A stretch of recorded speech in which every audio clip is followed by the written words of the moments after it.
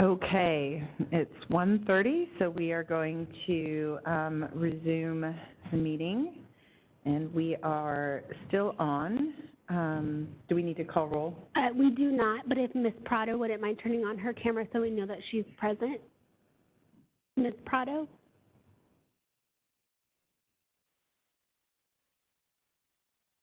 Okay, so but we still have a quorum, so we'll move forward.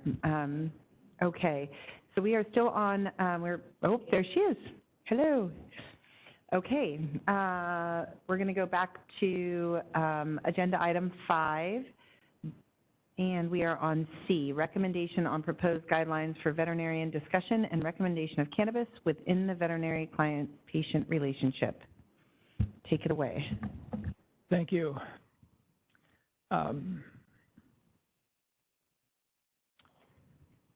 The memorandum of this agenda item gives a great history of how we arrived at this task. It starts with Assembly Bill AB 2215 CALRA in 2018 that allowed veterinarians to discuss with clients the use of cannabis on an animal patient for medical purposes without the risk of disciplinary action. The bill also required the board to adopt guidelines for veterinarians to follow when discussing cannabis within a VCPR. At the board's October 9th to 11th, 2019 meeting, the board approved the, and I quote, guidelines for veterinarian discussion of cannabis within the veterinary client-patient relationship, unquote, and posted it on their website. The board revised the guidelines in January 2020 to clarify the change of deregulation of industrial hemp. AB 45 was passed in October 2021, and AB 1885 passed in September of 2022. In AB 1885, the board was requested to update the cannabis guidelines. The background has great information of a great amount of detail in the history of the board's involvement in the development of the guidelines, but for time's sake, we need to address the subcommittee's recommendation. First, the subcommittee would like to thank Dr. Jeff Pollard and Dr. Gary Richter, along with Jessica and Tara, for their time and input in developing the new guidelines. There was considerable discussion, some of it a little heated, on the need to change the format and how that information was to be provided for clarity. As we go through this, I want Christina, Jessica, and Tara to jump in with any comments to make sure that I am covering everything. I'm going to follow the guidelines as we go through section by section. The first decision was to change the first section from preamble to introduction, explain why this document was necessary in 2018 and the need to update it in 2022, and define and clarify the terms cannabis, industrial hemp, and CBD, so that the board's licensees better understand how they can discuss and recommend these products within a VCPR. Any questions on that part? Okay. In the background section, reference to AB 45 and AB 1885 was added to reflect the passage of those bills since the last revision to the guidelines. Since AB 1885 requires DCC to propagate animal product standards before cannabis products can be marketed or sold for use on or consumption by animals, a provision for this has been added.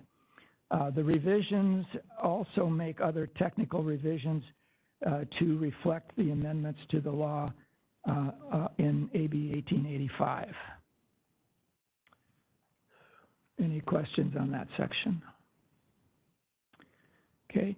The guidelines section also has been revised to reflect amendments to Business Professional Code sections 4884 made by AB 1885. In addition, the last paragraph in that section was moved from the preamble to this section. The same additions are made in the next paragraph titled Patients Evaluation and Record Keeping. There's also an added legal citation. The next paragraph related to documentation of advice on potential risks of the use of cannabis in animals has some minor changes. In addition, one bullet item regarding DCC's propagation of standards is proposed to be added to reflect the requirements in AB 1885, and 3 bullet point items are proposed to be removed because they are no longer accurate. Any questions? Okay. Well, yeah. I don't have any questions. I wondered, is there the time to discuss these sections, or are we waiting until the end to discuss it as a whole? Do it either way. I think it might be easier to discuss as we go through, just so that it's, if there's parts as we're going through each section, if you have a question, but we can also discuss it as a whole at the end if you'd like, if you have a more general. Either one. I just had kind of a discussion around this part of it, but I'm happy to wait till you get through the end of it. And well, let's address it now. Okay. Well, I went back and I was looking at 4629 in the Business and Professions Code that talks about how we're supposed to discuss dangerous drugs with clients, right? And I thought, it seems to me common sense we would kind of mirror that discussion, because again, tolerate me, please, but I feel as if a lot of us practicing veterinarians aren't as familiar with the rules as we should be, maybe, and that maybe this guidelines that we're actually developing would be a way to educate the veterinary community as well. And if you would go to the Business and Professions Code 4829, it has the bullet points of, you need to tell them the name and the description of the drug, and it goes through those things. So I guess I'm asking, is that what we're trying to do with the bullet points in this guideline, to really mirror or at least be similar to the guidelines or to the bullet points that is in the 4829? Okay, so I'm not sure I'm referencing that right, but that's the requirement of information to the client about dispensed medication, correct? So just to clarify, it's 4829.5, that's the drug consultation requirement. Right. It's each time a veterinarian that's for dispensed medication, correct? Well, prescribes, dispenses, or furnishes a dangerous drug. So I know that we're talking about discussing and recommending, right, a dangerous drug here. Tara's looking at me, so I'll be quiet. So I think there's a big difference between prescribing, delivering, administering a drug, and having discussions and recommending the use of cannabis. Because, this list in 4829.5 really requires information about the drug itself, administration, use and storage, precautions and relevant warnings.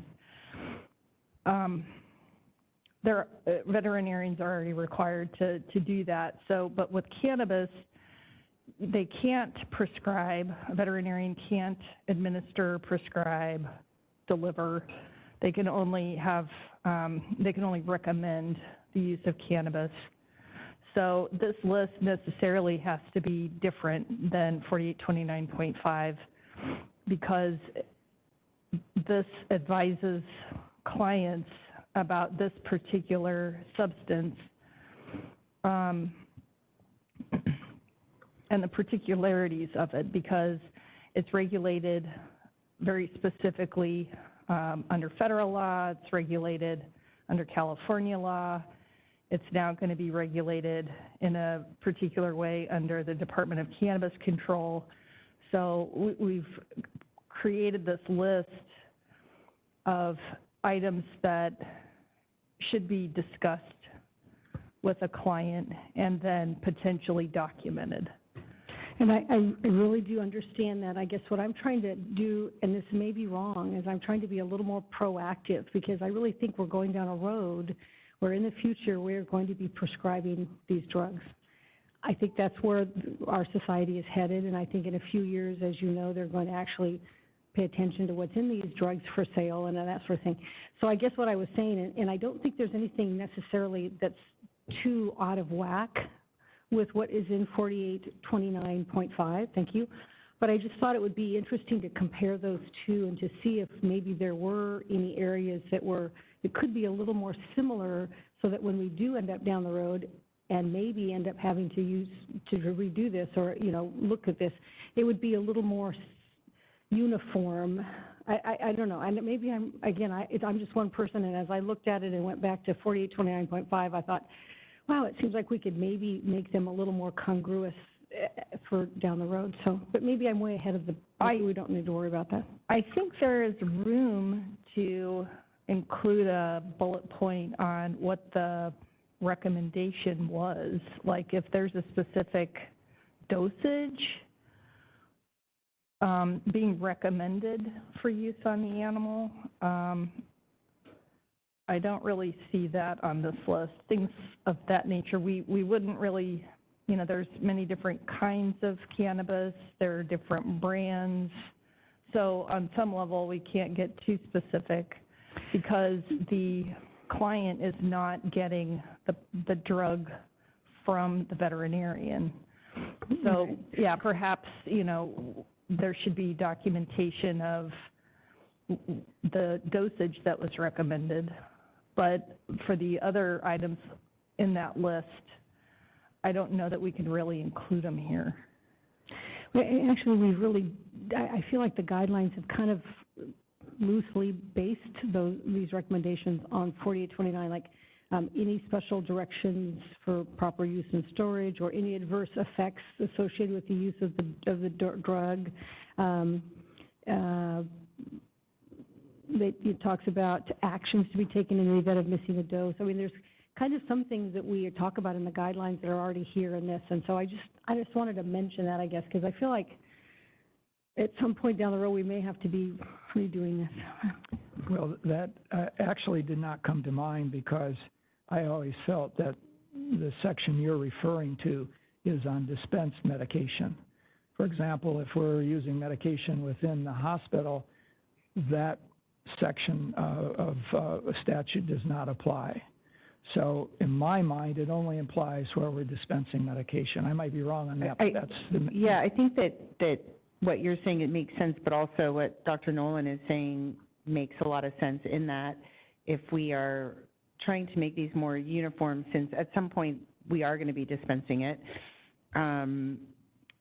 it wouldn't be wrong. It also would be just easier, I think, for practitioners to follow if we're trying to keep kind of things as clear, and rather than having a 20-point font and an 18-point font, we have just one font kind of thing, like I think is what, I mean, is that what you're, just so that it's not this in one section and then something totally different in another is, I think, her point. Yes, Dr. Solicito. I'm just thinking, are we not getting ahead of ourselves by trying to make those definitions with the intention of providing clarity about dispensing, cannabis, which is still not, part of what is being recommended at this point. So what I wanted to know is, by keeping the language as it is written now, does this prevent us from making any changes further down the line when the time comes that things have changed and we are already in a position to dispense and prescribe? Jessica? Yeah, so a couple things I just want to point out the difference between the two, other than what's already been said too. In 4825.9, it talks about just general information that's supposed to be provided when prescribing, dispensing, or furnishing, not including administering. This is specific to potential risks of the use of cannabis, so it wouldn't necessarily have the general information that's provided. But as far as amending this, I think that and it was intended of the author's office too, that this would be an evolving document, that as soon as things change, things are going to change. And they even acknowledge that once Cannabis Control comes out with their regulations, this will have to be amended again. And I think to your concern, Dr. Nolan, if it becomes a thing where veterinarians are able to prescribe, 4825.9 would be triggered because they would be prescribing, right? So, I mean, you can do that now. You can put stuff in there. That's up to the board. But I do think that as things evolve, this document itself will have to evolve as well. That sounds really, makes sense to me. I think all I was saying is perhaps in these guidelines, like for instance, if you are discussing the use of a cannabis product, should we add something about what do you do if you miss a dose? I mean, or should we just not do that now and wait later? And, you know, or are there anything that we could add that would help us in the future? Not maybe take out what we have, which I know it doesn't really, it doesn't articulate well because it is just a guideline for discussion, but there might be a few things we could add, but maybe this is not the time. Maybe we add them later. I get that. Thank you. And this list, as Jessica pointed out, says the documentation may include advice about potential risks of the use of cannabis on animals, including but not limited to the following. So that bullet point is the risks. It just would be nice if the wording was similar when we're talking about the same thing. Okay. I don't see anybody else. All right. So the conflicts of interest in advertising section are virtually unchanged except for adding, and I quote, or recommending, unquote. The industrial hemp section is changed significantly. Though the FDA has not approved the use of industrial hemp products for treatment in animals, industrial hemp is no longer a Schedule I drug under the Federal Controlled Substance Act. And many drugs and supplements used in veterinary medicine are not approved for use in animals by the FDA. The focus of these guidelines is on the discussion and recommendation of cannabis, and the subcommittee felt that industrial hemp is detailed sufficiently for the purposes of the above stated bills and statutory requirements. VCS voiced concern regarding including, and I quote, until the California Department of Cannabis Control propagates animal product standards, cannabis products cannot be marketed or sold for use on or consumption by animals, unquote, in two different sections, background and guidelines. They are concerned that this language will be confusing to veterinarians. On one hand, the guidelines would state it is legal to cannabis, while on the other hand, cannabis and hemp-derived CBD products cannot be marketed or sold for use on or consumption by animals. The subcommittee understood their point, but felt it was important to educate veterinarians about the current status of the law. The subcommittee believes it makes sense to include this verbiage in both background and guidelines sections, as veterinarians may want to document that they have had a conversation about product labeling with the client in the animal patient medical record. I'll just finish up. The last section is the definitions, abbreviations, and acronyms. All these definitions have been updated and revised for clarification. End of report. Okay, yeah, Dr. Nolan. So I really appreciate the discussion about including the California Department of Cannabis Control developing their product standards. It was so helpful to me when you had it in the original memorandum. You talked about how they are required to provide those by 2025. Would there be a way to put that same sentence right in front of the bullet point that talks about its, I'm sorry, I'll go back. Until the California Department of Cannabis Control is, yeah. Could we add that one sentence before that to kind of educate, because it really helps as to why me, this is there? Because all of a sudden it made sense. It wasn't, otherwise it feels like it just floats there, you know, and I think it needs to be said, but it would be helpful. For me, it seems it would be helpful if you're able to put that sentence, and I'll go right back to your memorandum. At the very top, it says, in addition, the Department of Cannabis Control, or the DCC, is required to create regulations for animal product standards by July 1st, 2025. I like that. You can say until then, you can't, you know, it's not legal. Yeah, I think that's clear. There might be a reason why it couldn't, but that would help me, I think, so. Any other? So Tim, would you mind adding to that bullet note So you go to the bullet that says until, and there's going to be a sentence right before that bullet. It's from page 2 of the memorandum. The 1, 2, 3, 4th paragraph down, last sentence is what we're trying to add.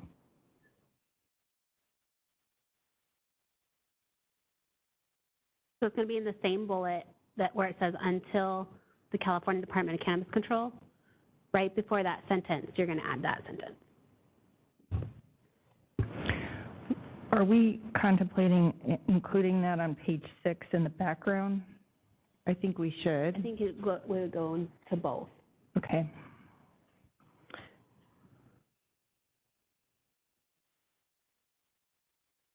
It's a great idea. Okay. I think I agree. that would also help the stakeholders, like address the stakeholders' concern as well.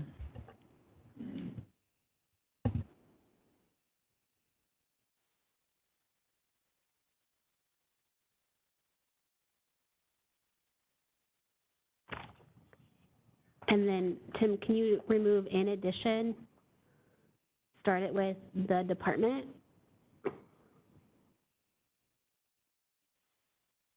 And then you can put until the and change it to DCC. Actually, if you're going to put DCC in the beginning, sorry, Tim. In the background is the same sentence.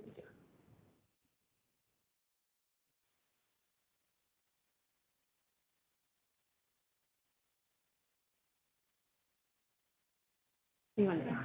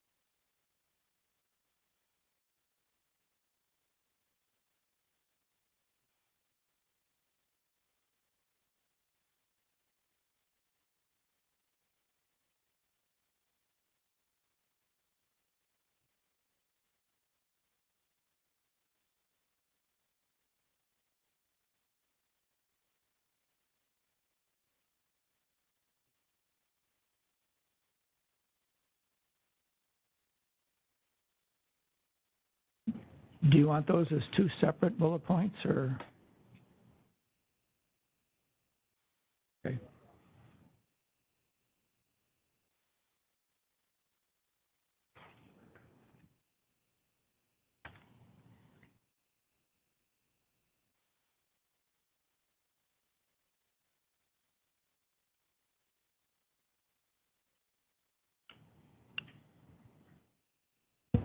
Thank you, Tim.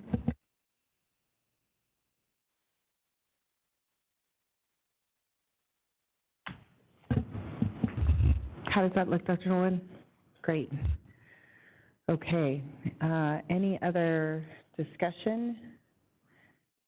All right. Does anybody want to make a motion? I can make a motion. Do I have to read it out loud?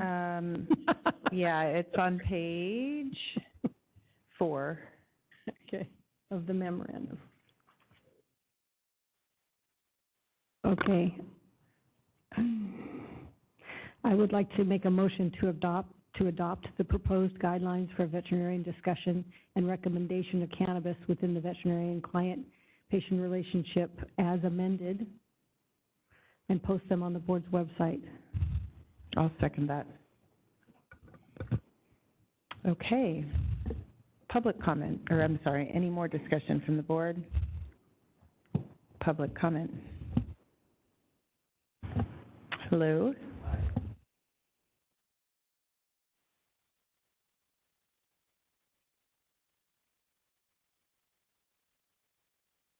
Aha, all right.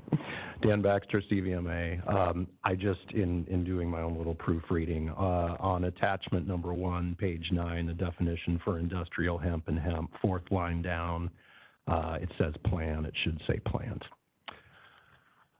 That's all I got. That's why they pay me the big bucks. Thank you. Okay, I see no other public comment in the room. Moderator, would you please open it up to the public online?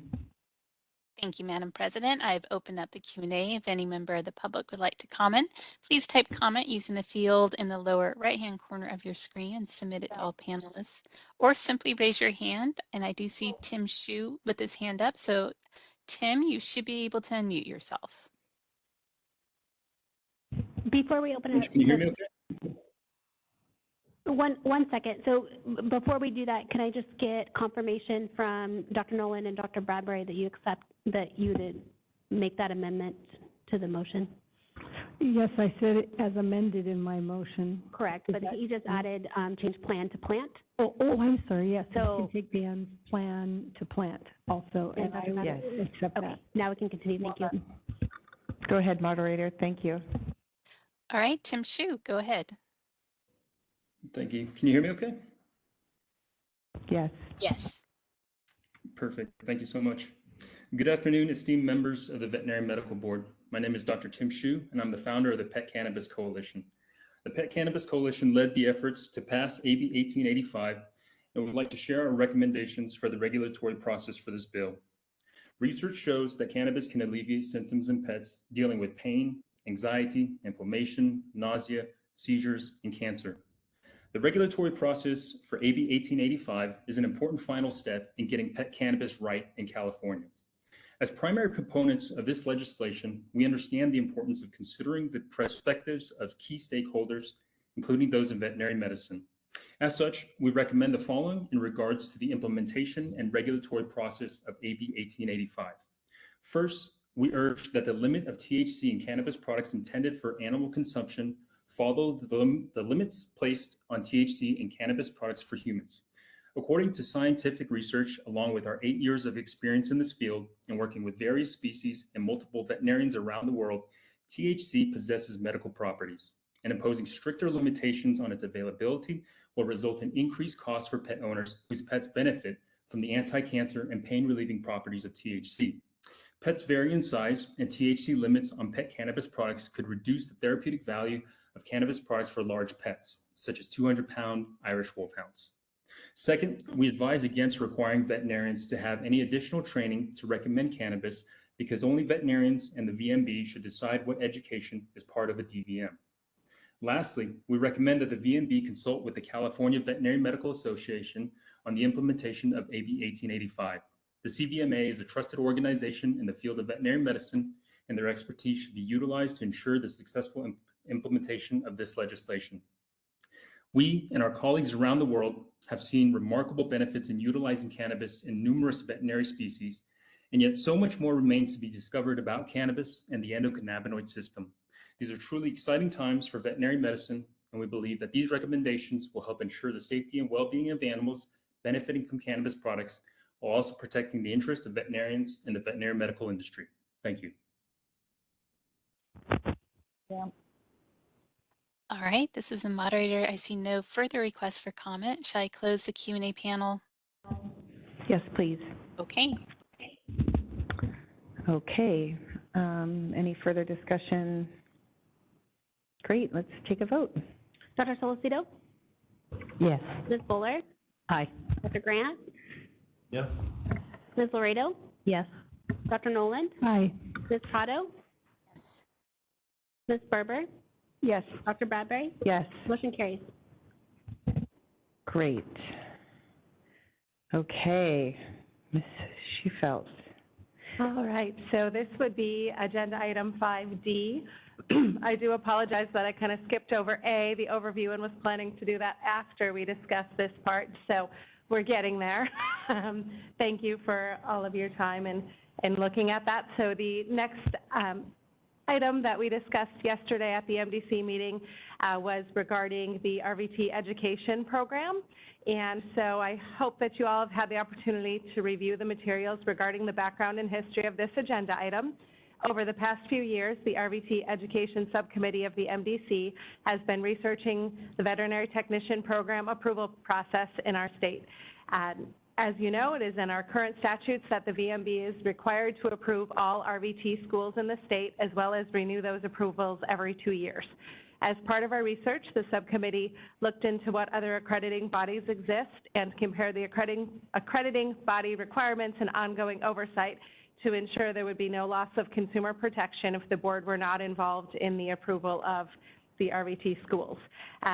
We found that AVMA's Committee on Veterinary Technician Education and Activities accredits the majority of vet tech programs within California.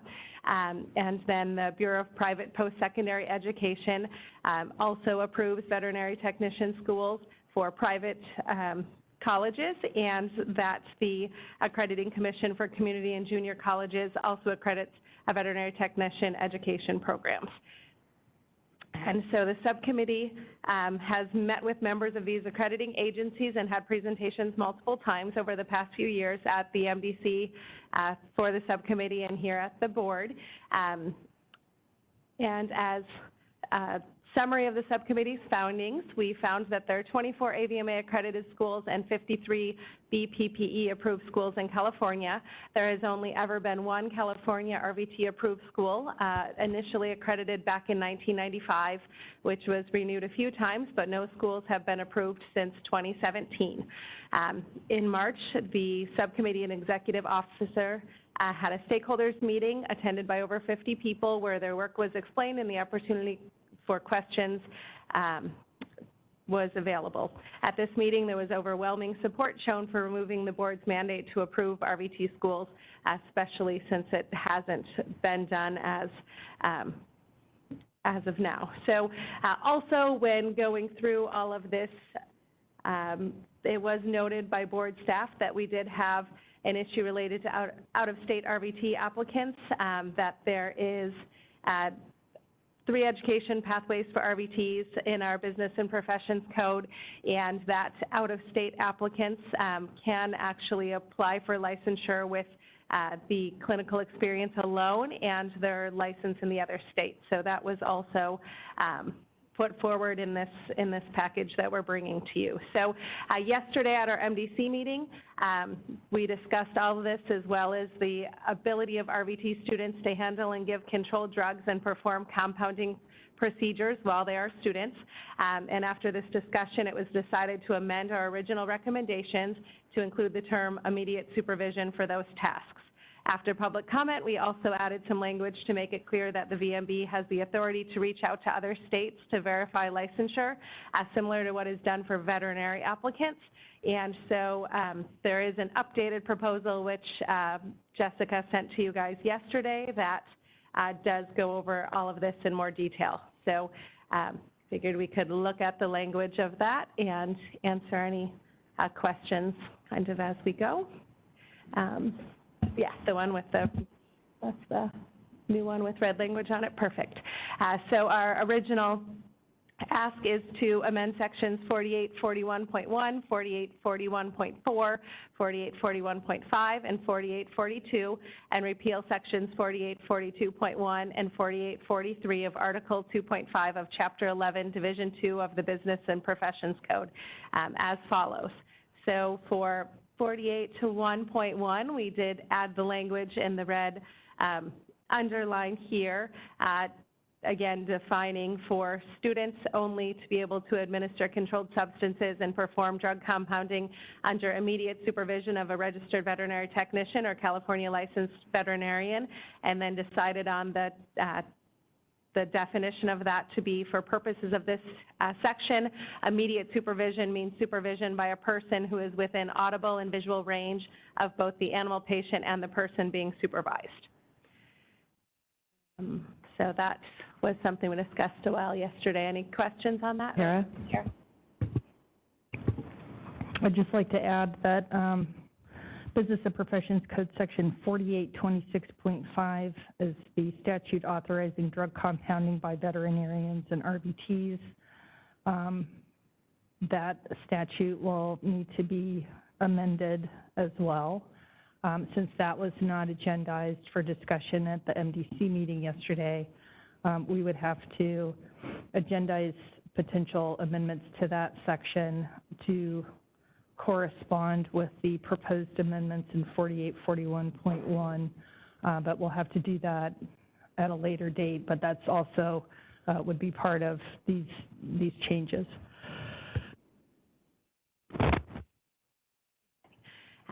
And then the next few sections have stayed the same. In 4841.5, subsection A, we did add the language confirming through electronic means or direct submission form from the college, post-secondary institution, or American Association of Veterinary State Boards. And that is to just show that the VMB does have the authority to do that and make it a little bit more clear, similar to what was done for veterinary applicants to the board. The same reasoning is for the changes to section C, and then same as number 1 under part D. So all of those changes are just making sure we know we have the authority, or the board has the authority to do these. And I believe that was the end of the discussion on that. So, questions about any of this? Great, thank you. This was great work. Long overdue. Thank you for sticking with it, you guys. Any comments or questions from the board? No, I don't see any online. Okay. Anyone have a motion? I'd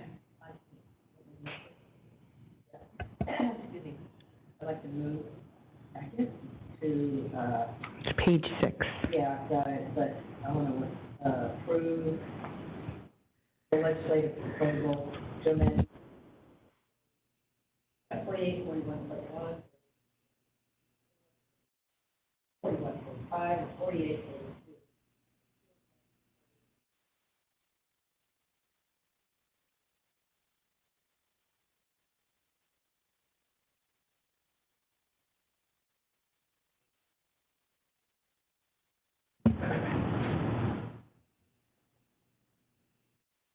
I guess I'll second. Thank you. Okay, any more discussion from the board? No? Any public comment in the room? Seeing none, moderator, can you open it up to our online audience, please? Thank you, Madam President. I have opened up the Q&A panel. If any member of the public would like to make a comment, please type comment using the field in the lower right-hand corner of the screen, or simply raise your hand. We are displaying instructions and we'll give you a moment.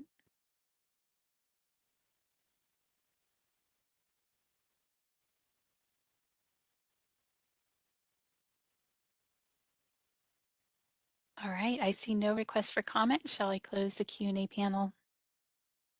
Yes, please. Okay. Okay. Call for a vote. Mr. Phelps?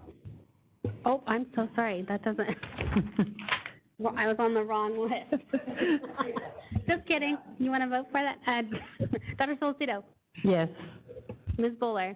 Aye. Dr. Grant? Aye. Ms. Laredo? Yes. Dr. Noland? Yes. Ms. Prado? Yes. Ms. Berber? Yes.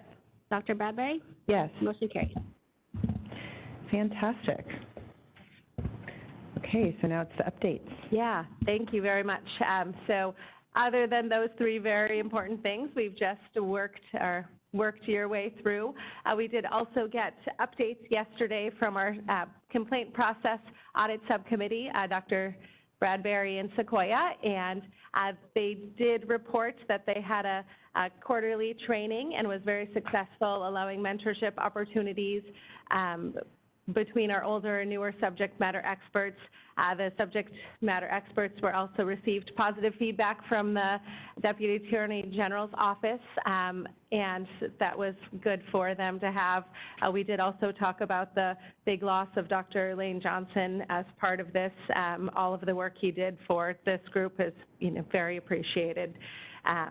And so next up for that subcommittee is to begin looking at the board's complaint prioritization system, and they also were happy to report that we do now have 5 consultants able to help with the initial review of cases to help close out some of the backlog of cases. If those consultants don't find any violations or that they can be closed with education, they can also would move, of course, the cases to subject matter experts if warranted. The consultants will not write up potential violations, but will just move them forward to the subject matter experts.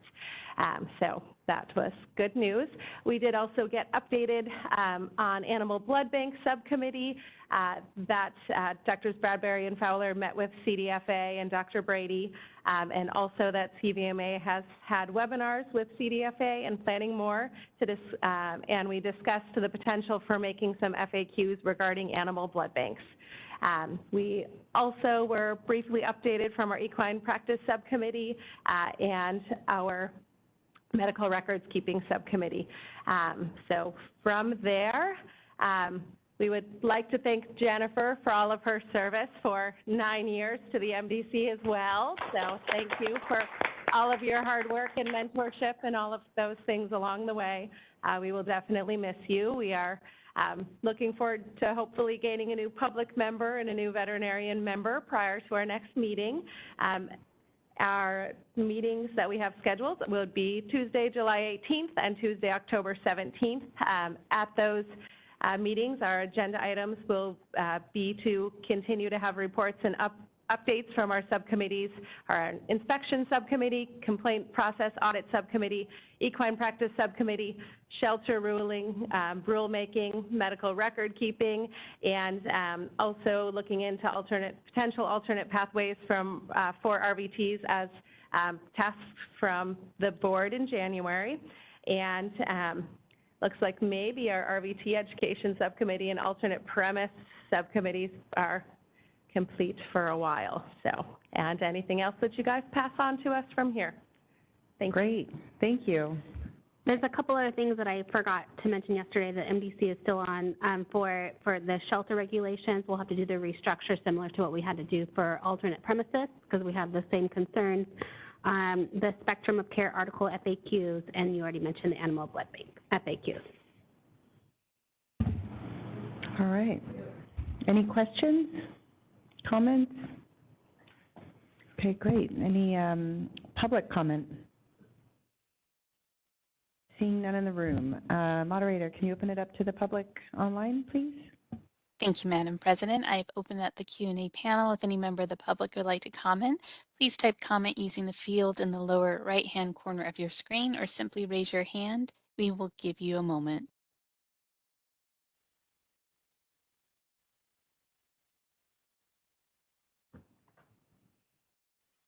All right, I see no request for comment. Oh, I spoke too soon. We have Heather Walker that would like to make a comment. So Heather, one moment. All right, Heather, you should be able to unmute yourself. We'll try that one more time. Heather, if you see a prompt to unmute yourself, go ahead and do that.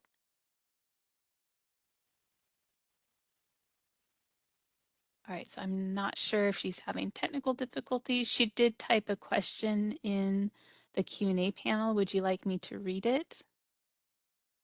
Yes, please. Okay, she typed, what are the credentials or education of the potential or current complaint consultants?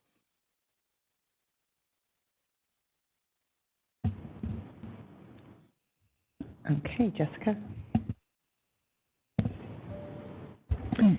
So the board recently at the January meeting updated their admin manual for subject matter experts, and it would be similar. So the board added it to possess a valid and current, wait, hold on. Yeah. California veterinary license, at least 5 years clinical experience in the area of expertise, no past or current enforcement or disciplinary actions, practicing veterinary medicine as defined in 4826. In the event of the conflict of interest, they have to recuse themselves and must not misrepresent their credentials, qualifications, or experience and background. So it would align with what the board approved in January. Thank you. Are there any other comments? This is the moderator, and I see no further comments. Just a thank you from Heather Walker. She is having technical difficulties, but she says thank you. So Great, shall I thank close? you.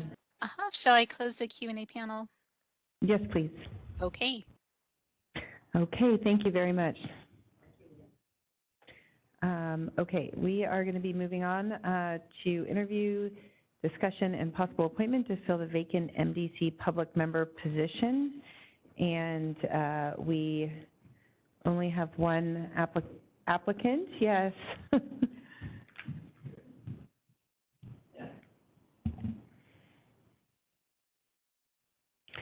Miss Kathy Bowler.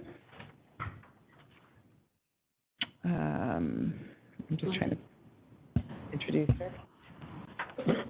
So we are going to be, I think you guys, her information would be found online, and we are going to go through our questions, which I think we should have probably updated after the last one. So, but we'll be going one by one through these. I think I'd like to start with Ms. Prado today, if you don't mind, just so that the online presence doesn't get forgotten around the questions. But I think first, Kathy, do you want to just introduce yourself and a little summary of why you want to be on the MDC? Hi, everyone. I have been honored to be on the vet board for the last 9 years and really love this profession and the service. And when the opening arose for a public member, I thought I wanted to apply to sort of continue my service to the board. That's basically it. I love animals, love the profession, love you guys. Great, thank you. Okay, we can start. Okay, this is awkward to be asking you, Kathy. What do you know about the MDC and its relation to the Veterinary Medical Board? I guess we're just doing it. We're just gonna go the same route, Kathy. Thank you. I'll make these answers pretty quick. Obviously, we have the same questions. I appreciate, I know a lot about the MDC from the years on the board, and so value its work and the important tasks it covers for this board to make it more efficient. And actually, I know so much, I'm amazed that I applied to be on it after Leah's report the last couple of meetings. But it's an invaluable entity to this board and to profession and to public protection in California. So I think I know a lot about it. I've attended almost all the meetings virtually or in person. Thank you. Great. I think we'll go around the room, starting with you.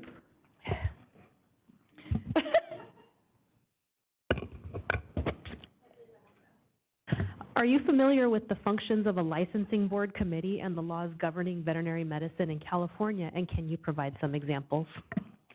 I am familiar with it, and you know, my service on this board in the last few years shows that, but I also am familiar with the statutes and the regulatory process in California from my other work.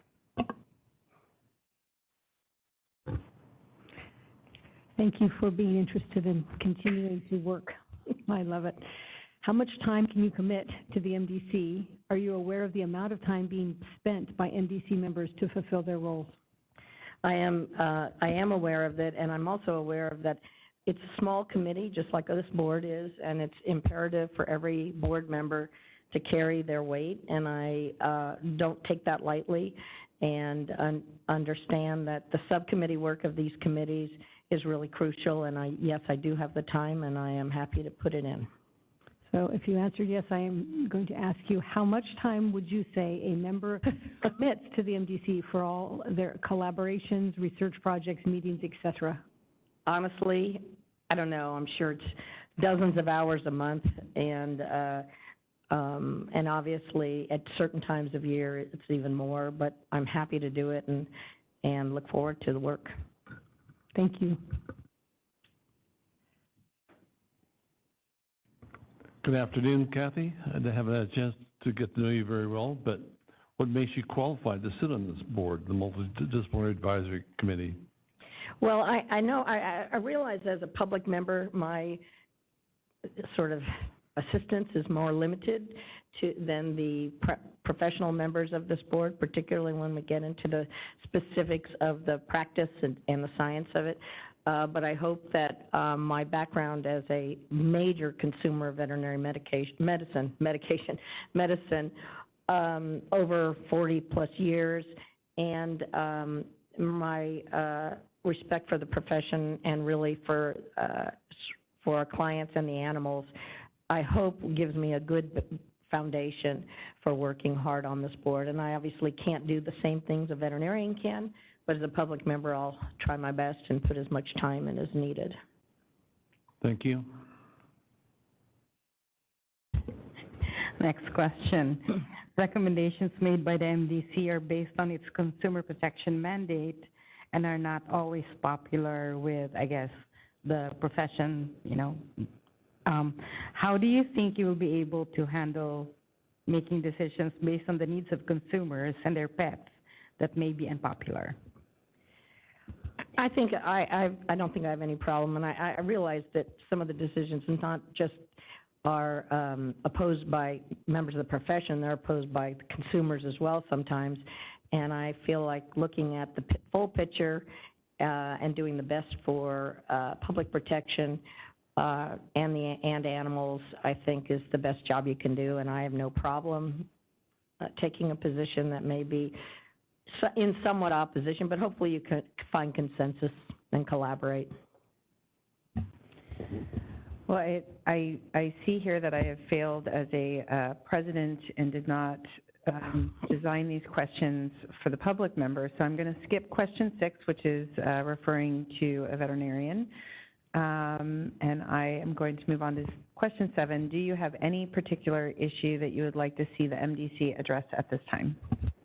I really don't. I think obviously the MDC is at the service of the board, and the board or the legislature and public, when issues come up and things are the MDC gets tasked with them. I think there are so many issues in an ever-evolving profession that it's going to change all the time, but I don't have any preferable one. I just know it's whatever the board assigns. Okay. I think I'm next. You are, yeah. Can you think of any position that you hold or activities you are currently involved in that may present a conflict for you to serve as a member of the MDC and thus a representative of the MD? No, I can't. Thank you. Okay, Ms. Prado, you're up next. And we're on number 9. What role do you hope to play as a member of the MDC? I think just an active participant and somebody that will work hard on whatever tasks that are assigned and do research and network and bring all the stakeholders together to do something that brings back to the board the valuable projects that Dr. Sullivan and Leah have just presented, things like that today. So, no, just be active participant. Right.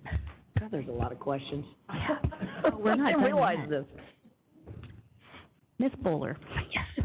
Why is joining the MDC important to you? Well, you know, I love like I say, I am a major consumer of veterinary services. I love the profession and I love public service, and this is just another way for me to continue. This is the last question. Is there anything else you would like to share with the board?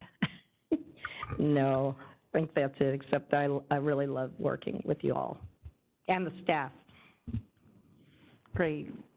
Thank you for going through all of that. And my commitment to all of you is that we will rework these so they're more concise in the future. Thank you for everyone for going through that. Do we have a? I'd like to make a motion, Madam President. I'd like to motion to appoint Ms. Bowler to the MDC to serve the remaining term until June 30th, 2024, and serve the full public member term from July 1st, 2024 through June 30th, 2026. I'll second. Great, we have a motion and a second. Do we have any public comment in the room? Any public comment online? Thank you, Madam President. I've opened up the Q&A panel. If any member of the public would like to make a comment, please type comment using the field in the lower right-hand corner of your screen, or simply raise your hand. We'll give you a moment. I apologize, members. To clarify, it actually should be June 30th, 2027. So if you, that was my bad in the memo. So if you, I would like to amend my motion to include the date to June 30th? Yep. 2027. Thank you. I second. Great. Any public comment in the room now that that has been amended? Not seeing any. Moderator? Thank you. The only request for comment is from Heather Walker, who is unable to unmute herself, so I'll read what she typed. Are you familiar with all the roles in the veterinary field and their roles? So, and that was the only comment. Okay, thank you. Mm-hmm. We can close the question and answers then. All right. So I think we can take a vote. Dr. Solicito? Yes. Ms. Bowler? Oh, sorry. Dr. Grant? Yes. Ms. Laredo? Yes. Dr. Nolan? Yes. Ms. Prado? Yes. Ms. Barber? Yes. Dr. Bradbury? Yes. Motion carries. Congratulations. Great.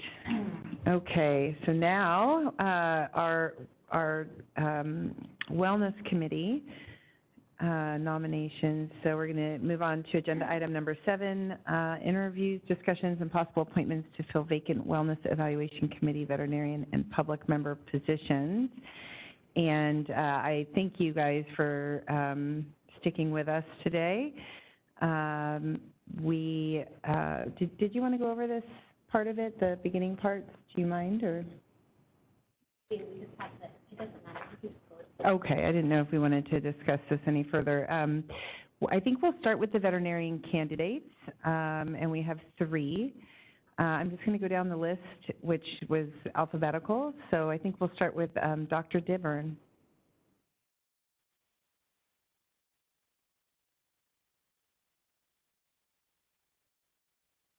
Good afternoon. Good afternoon. Is this on? Okay. Great. So it's going to be kind of similar to the last one, but less questions. Okay. I hope I don't take the grilling that Kathy took. But yeah. But if you don't mind introducing yourself and just starting us off with a little summary. Sure. I'm Andy Dibburn. I've been a veterinarian since 1997. I went to Oregon State, Washington State, and I have had an equine practice for that period, and I also have gone to law school. And then once I finished law school, I ended up with a Juris Doctorate and a Master's of Legal Studies degree. Started mentoring and teaching at the campus that I went to, and then 3 other campuses on student skills, life skills, wellness, and which seemed like it was something that was needed at the time. Additionally, I have been consulting and legal assistant. Just to be clear, I'm not a licensed attorney, but I am a professor at the schools, And then I do consulting and legal assistant work with law firm that represents human doctors to the medical board, and a lot of those cases I end up kind of managing their rehabilitation. Many of them are substance abuse issues, mental health issues, whatnot. So I've assisted in working with them on programs to get them back to a safe and responsible position of competence to deal with that. So, but education is really important to me. I think in your infinite wisdom, reterming the committee, the wellness committee, I think is very important. It's, from my standpoint, I see a lot of other issues, mental problems that come along with substance abuse. That's kind of like a secondary symptom, I think, sometimes. So I also work, I'm on the education committee, which I don't think it made it onto my CV this time, but I'm on the education committee for NOMV, which is it's a nonprofit, national nonprofit for veterinarians.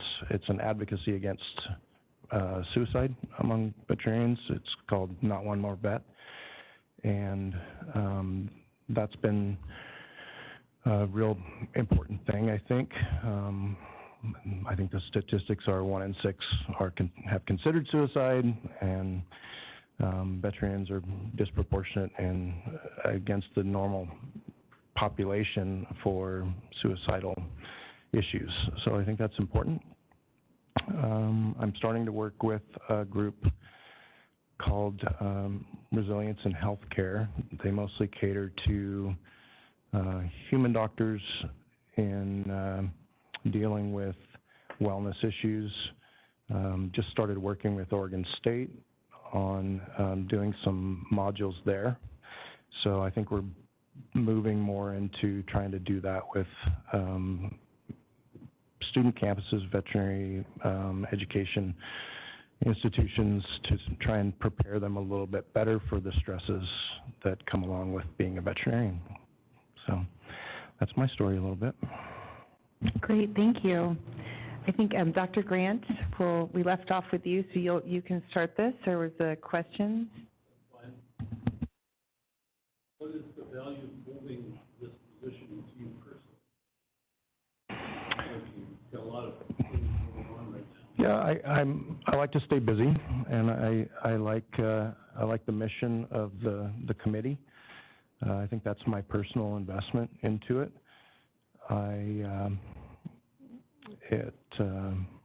It's rewarding, I think, to help people, especially those of colleagues of ours that are struggling with things like that. The fact that it's somewhat of a voluntary program, is a cry for help for these people, our colleagues.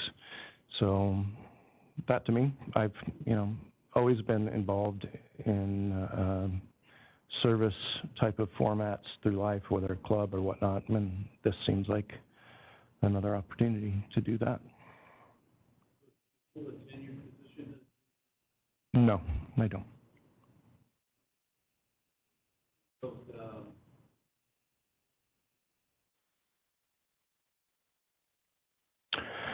Well, again, I think, like I said, I think some education in veterinary schools, I think, would be really nice, which is I think an improvement.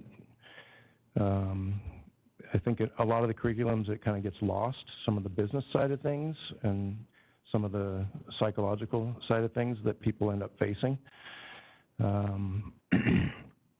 But I think that's a really valuable thing to try and incorporate in. And then awareness.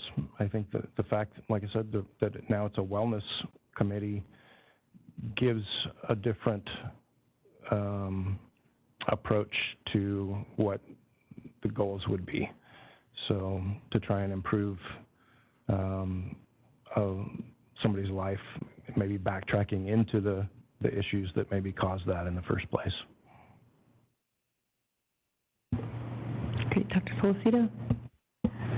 Well, I don't want to be redundant because the second question pretty much has been covered by your answer. So Okay. I guess we move on to question number 3. Well, I think we're supposed to stick with just the very All right. formatted questions. I I apologize. can just say ditto if you Okay. Well, the board is mandated in statute to give consideration to appointees who have recovered from impairment or who have knowledge and expertise in the management of impairment. How do you feel your education and experience have prepared you for this position? I haven't had issues with impairment, but I've dealt with a lot of individuals that have, and whether it's a suicidal thing or whether it's substance abuse or whether it's a mental health kind of thing, and that's my experience base. So I think that's really what I would think I probably would draw from, is more of my experience in that realm. Thank you. Thank you for entertaining that. Is there any reason of which you are aware that would prevent you from completing your duties as a member of the WEC? No. Great, thank you. This is the last question. Is there anything else you would like to share with the committee or the board?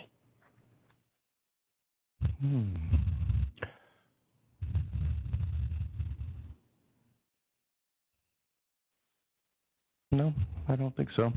I appreciate the opportunity. It's a delight to be here. It's kind of like visiting the mothership a little bit. So thank you for having me, and thank you for your consideration. I appreciate it. Thank you so much for coming. And once we're done with the interviews, we'll be taking a vote. Great. Thank you. You're welcome. Thank you so much.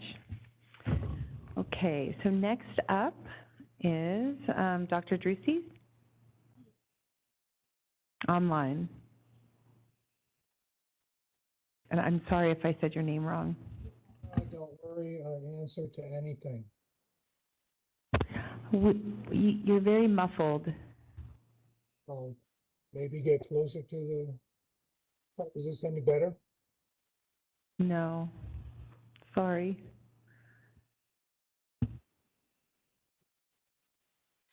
This is the moderator, and if you're using your computer for your audio, maybe you might want to try calling in for your audio. If you click on audio and video at the top of your screen and switch audio, you can select phone and use call-in options.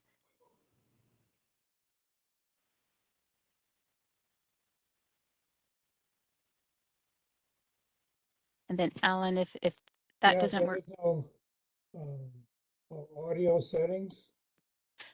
Yes, if you click on the drop-down menu next to your microphone, you can also go to your audio settings and increase your input and output to see if that makes a difference. They're at their maximum. Okay. You can also, if you're still looking at your settings in the drop-down menu by your microphone, you can also go to microphone and see if it gives you any other options.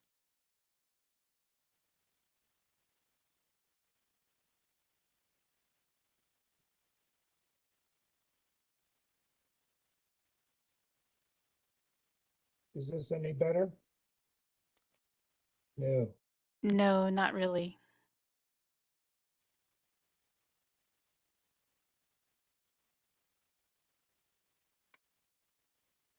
Are you able to call in for your audio? That might be your best bet. I'm searching. Can you call me? Co-moderator, can you put up the slide for audio? It's, I believe it's slide number 45.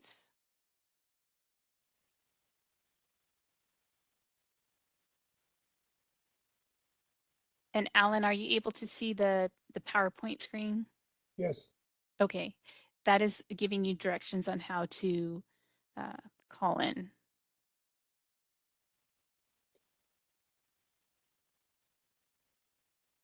Where is the drop down? The audio issues, no microphone drop on my computer.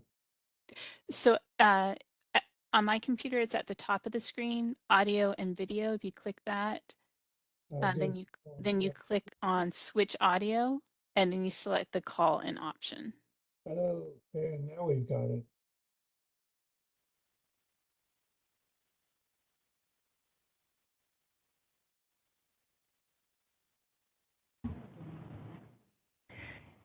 Is there a way that the moderator and Dr. Druzes can work on this and we could move on to Dr. Price while you guys are working out the technical issues without it being too disruptive?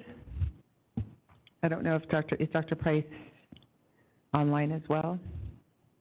I am online. Okay. Is there a way, moderator, that you can work with Dr. Druzes without it being as part of our discussion, or? You know, I don't have his contact information, but he does have all the instructions he needs now to call in. So I think if you just go on and come back to him, I think that should work. Okay. All right. Well, then we will move on. Hi, Dr. Price. Thank you for your application and for being here. You saw the format. If you don't mind just introducing yourself and letting us know a little bit about you. Thank you so much. My name is Jenny Price, and I'm so thankful for the opportunity to be here today virtually, speaking with you all.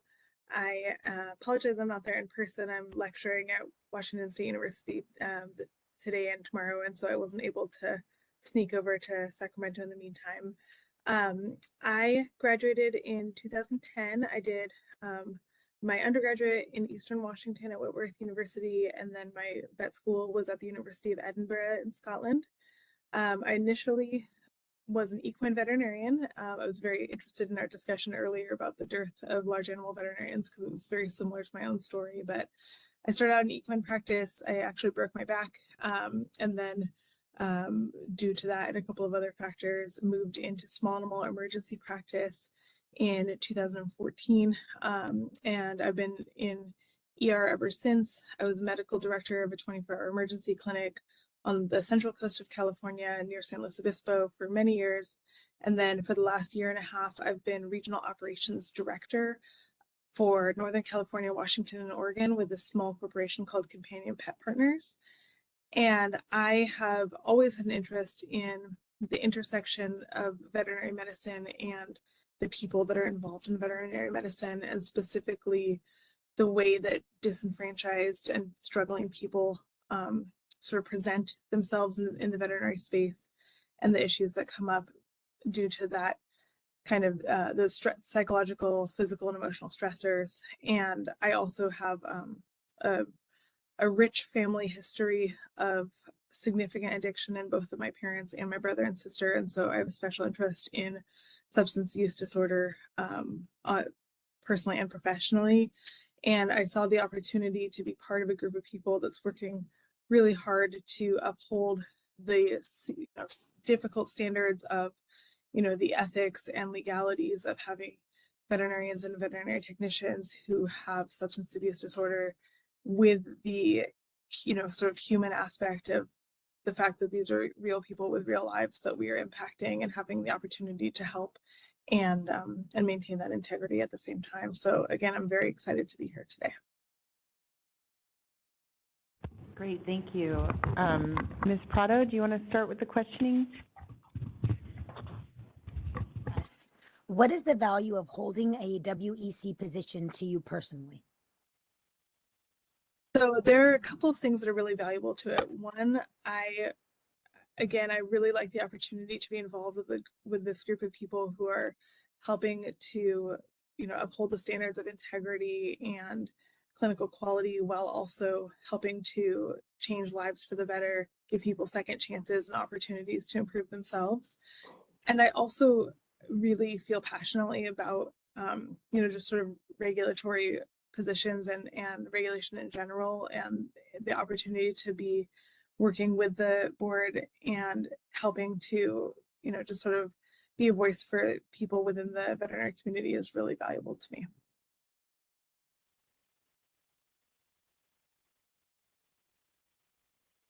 Okay, you did answer this in your introduction, but we have to ask you. The board is mandated in statute to give consideration to appointees who have recovered from impairment or who have knowledge and expertise in the management of impairment. So how do you feel your education and experience have prepared you for this position? Yeah, so like I said before, I have had kind of a lifetime of interest in the idea of what causes addiction and what helps people recover from addiction. I am good friends with a toxicology and addiction specialist in the human space, Ryan Marino, who has been working a lot on why healthcare professionals seem to be, overrepresented for people that have substance use disorder, whether that's access or specific psychological triggers and things like that. And I'm also active in a variety of DEI groups in the veterinary space, Pride VMC, the Black DVM Network, the Multicultural VMA, because I do feel like there is a significant connection between people who are disenfranchised and unsupported in other ways in the veterinary space, leading to some of those psychological factors that can then lead to substance use disorder.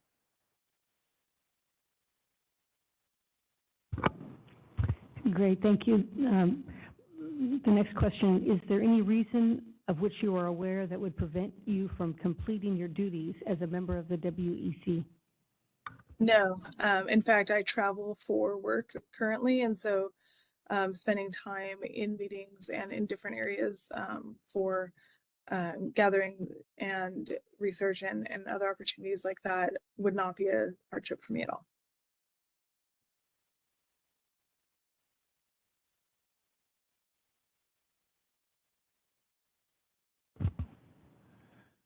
Is there anything else you'd like to share with the committee or board at this time, Dr. Price? Like Dr. Dibburn, I really like the idea of this being called a wellness committee versus, a substance use committee or something similar, because I do feel like, just like in any other profession or any other body of people, the factors that lead to substance use disorder are very, very, multifactorial, varied, and difficult to parse sometimes. And I like the idea of considering the entire person and their entire, social, psychological, emotional, and physical wellness as part of the recovery process. So I appreciate the wording there as well. And again, just thank you for this opportunity. Thank you. Thank you so much. I feel very lucky that we've had so many applicants and even had to choose amongst them. So thank you very much. And if you can just hold tight, and we'll see if we can get Dr. Druzes on the line here. Moderator, do you have any updates there? All right. Hello. Alan, you're muted. You might need to unmute yourself on the phone and the computer.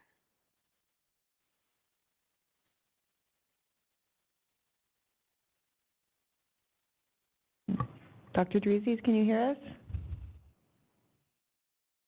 No, we can't hear you. Unmute now it came up. Yes, there you are. There we go. All right. Great. My turn? It is your turn. Well, I have to apologize for the difficulties here.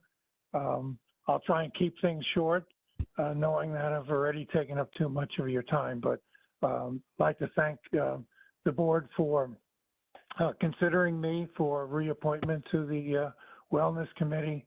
I have found the time on the committee to be very productive, both for the profession and for the individuals that we follow on their road to recovery. In general background, I graduated from the Free University of Berlin in 1980, was an intern at New Bolton Center, private practice, equine practice for 20 years. I also hold an ECFVG certificate as a foreign graduate and then later served on the commission for the AVMA. I've been in various roles with the AVMA and public health, ECFEG, and I'm currently a consultant for them evaluating the administration of the clinical proficiency exam for foreign graduates. I've spent 6 years on the MDC and enjoyed that time.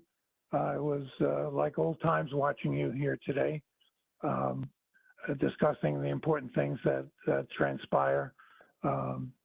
And I've been on the, what used to be the DEC, now the WEC, for 3 years, and have found that to be very productive, both from the standpoint of the profession and ensuring that the impaired individuals are receiving the proper guidance in their recovery. And that time on the Wellness Committee has been very enjoyable for me personally. With that, if you will, give me a fresh set of questions. Hi, Dr. Druces. The first question is, what is the value of holding a WEC position to you personally? Well, for me personally, it allows me to give back to the profession. I have tried in the last half of my career as a veterinarian to better the profession, if you will, serving, as I said, on the AVMA, the CVMA, and with the Veterinary Medical Board. The interactions with the participants in the program are enlightening, and I would like to continue to help them and increase my ability to help the profession in general. Thank you. Great. Thank you, Dr. Druces. The next question is, the board is mandated in statute to give consideration to appointees who have recovered from impairment or who have knowledge and expertise in the management of impairment. How do you feel your education experience have prepared you for this position? Well, certainly the last 3 years as a member of the Wellness Committee has been very educational for me. And although I personally have not had any issues with substance abuse in my role with the County of Orange and the County of Riverside as the Director of Animal Services, certainly I have been in a position to have to deal with substance abuse issues by staff members, and that perspective has helped me serve in the last 3 years as well.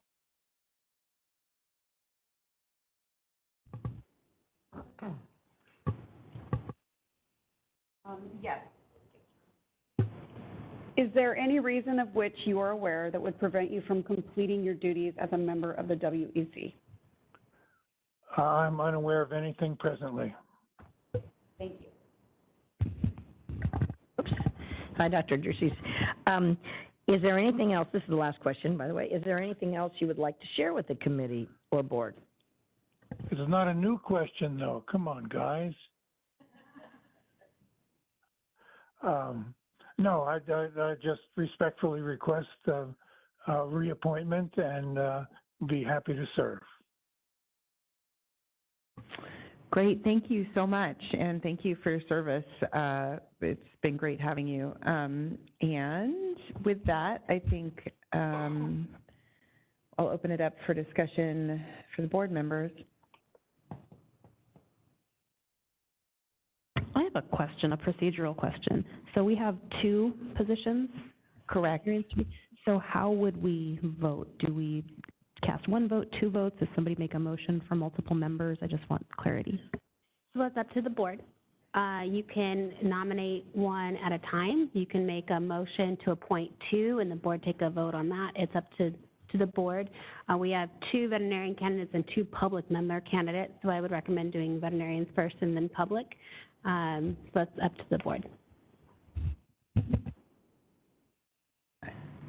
Maybe it would be easier to go one at a time, or it is up to, I'm sorry that I don't have a specific way. Kathy? Whoops.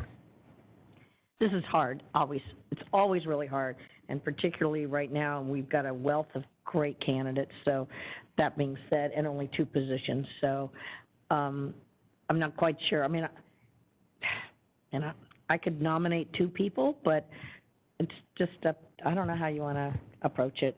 We do one at a time, but. Well, maybe we just discuss each candidate and decide, the pros and cons, or go briefly, unless there's any strong opinion. I think it's really hard because we do have 3 very good candidates, so it's not necessarily clear. But do you want to start? Well, maybe we'll just go around the room one at a time and talk. That's what I was thinking. I mean, we have to choose. Yeah. So why do we just rip off the Band-Aid and just, make a vote? We'll go through the veterinarians, and then once we make a decision, we move on to the public member. Yeah, but somebody has to make that vote. So do you want to make a motion? Oh, you mean to say, like, we just make a motion, who amongst the 3? Correct. All right. I'd like to make a motion to appoint Dr. Dibburn to be the new veterinarian on the WEC. We have 2 positions open, 2 veterinary positions. Okay. I voted for one, so somebody come up with another one. Want to take a vote? Are we doing a vote on each one? I think it might be, I think it would be helpful for me if we can go over what we're thinking about each candidate, maybe one at a time, and just go around, and then that way there's a little discussion about it, and then maybe a motion at the end, or is that taking too much time? That's, again, the prerogative of the board. We do have a motion on the table. You can continue discussing the motion when it go for a vote until we get a second, so it's up to you guys. Okay. Do we have a second for Dr. Dibburn, and do you want to discuss it more? I'll second Dr. Dibburn. Okay. Any discussion from the board?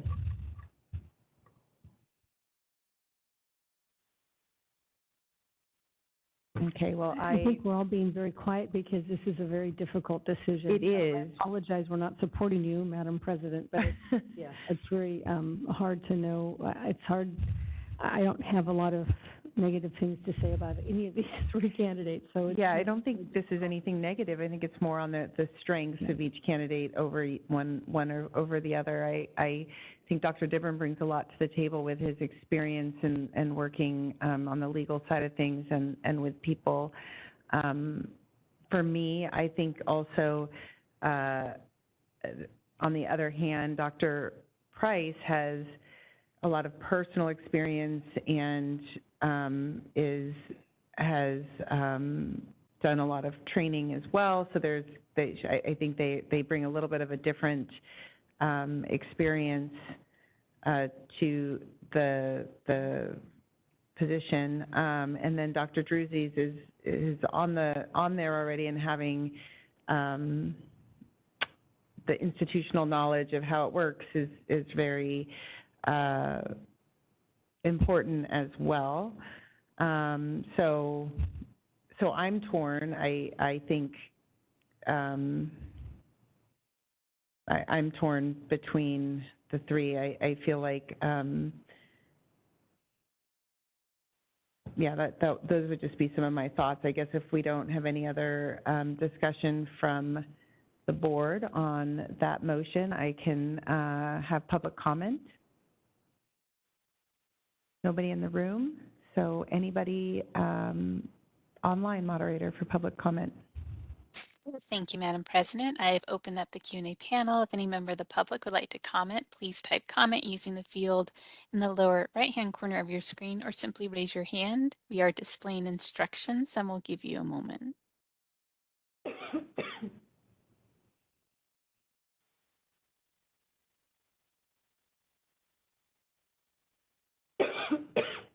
All right, I see no requests for comment. Shall I close the Q&A panel? Yes, please. Okay. Okay. Dr. Grant. I was just wondering if it would be possible if we went around all the voting members and came up with 2 names each and then get the top 2 cumulative votes. Yeah, I think unfortunately we already have a motion on the table, so we're going to have to, you could withdraw the motion. I would like to withdraw the motion to entertain Dr. Grant's motion. Okay. Kathy, is that okay with you? Oh, yes. Okay. All right, Dr. Grant, do you want to start us off? Sure. Dr. Price and Dr. Druces. Okay. Why don't you go next? Yeah, we'll go in the same I go order. with Dr. Dibburn and Dr. Druces. Okay. I would go with Dr. Price and Dr. Druces. I would go with Dr. Price and Dr. Druces as well. I would go with Dr. Dibburn and Dr. Druces. I would go with Dr. Dibburn and Dr. Druces.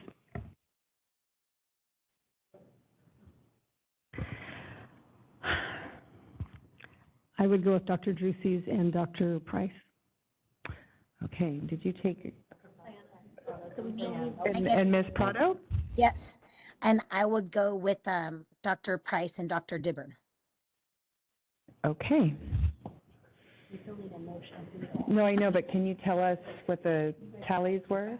Oh, I'm sorry. Okay, so Not even. I'm sorry to do this, and this is, Tim Housen. we'll be better for the next one. Madam President, Yes. I was keeping a tally. Oh, yay, thank you.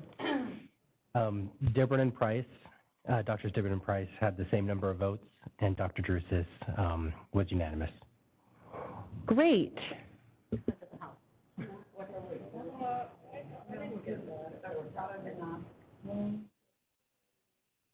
Oh, because, yeah, because Ms. Prado didn't, it said Dr. Dibburn and Dr. Price, I believe. Is that correct? That's correct. I apologize then. Dr. Price and Dr. Druces would be the 2. Okay.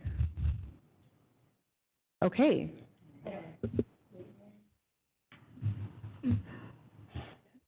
You can tell this is very challenging because, again, if we could have all 3 of you, we would.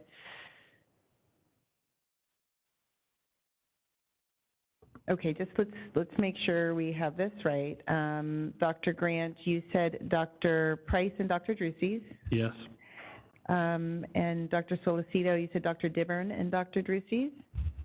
Correct. And I had Dr. Price and Dr. Druces. And Ms. Berber had Dr.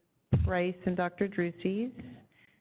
And you, Dr. Dibburn and Dr. Druces.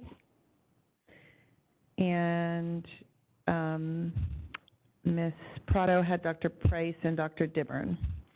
So it does look as if Dr. Price and Dr. Druces had 5, Dr. Price had 4, and Dr. Dibburn had 3. Oh, I'm sorry. Oh, I am so sorry. Okay, Dr. Price. I had Dibburn and Druces. Okay.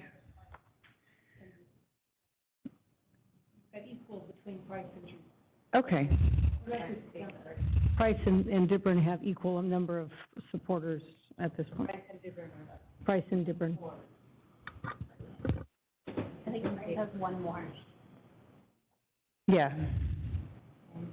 Was Ms. Prado's, would you remind me what hers was Dr. Dibburn and Dr. Price.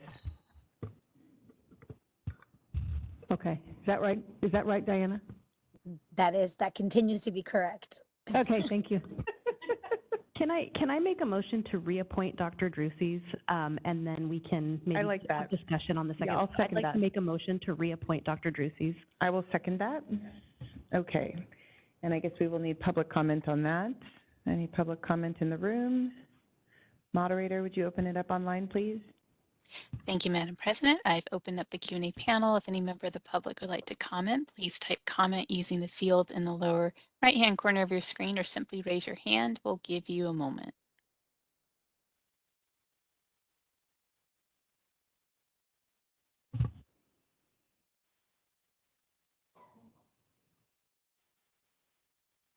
All right, I see no requests for comment. Shall I close the Q&A panel? Yes, please. Okay. Okay, we'll call for a vote. Dr. Solocito? Yes. Ms. Bowler? Aye. Dr. Grant? Ms. Laredo? Yes. Dr. Nolan? Aye. Ms. Prado? Yes. Ms. Berber? Yes. Dr. Bradbury? Yes. Motion carries.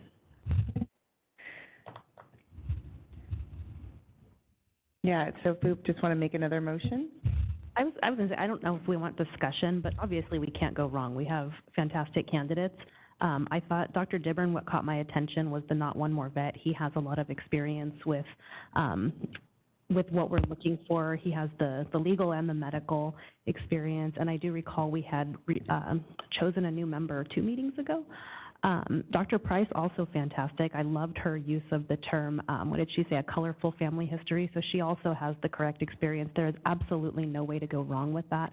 Just thinking of the current makeup, and I remember we had our newest member, we said she was a mom. She was very nurturing, so just looking for the diversity. But I don't have strong feelings. Either way, we're going to have fantastic members on that committee. I like your points. Any other discussion? Would you like to make a motion?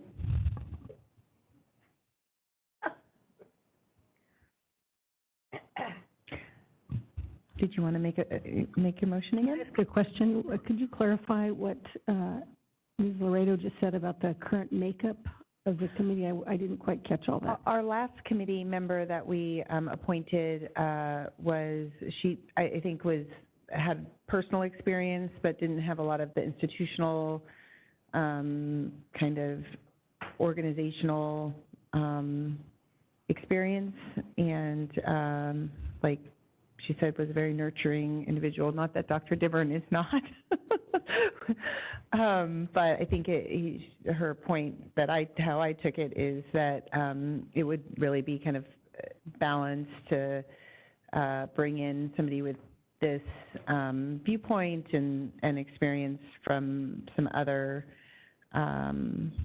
other views. Is that? And just to add specifically to the makeup of the Wellness Evaluation Committee, we have Dr. Druces, we have Mr. Justin Johnson, we have Linda Perry, who you guys just appointed, and Dr. Stephen Sweetser. And so that's also 3 males and 1 female.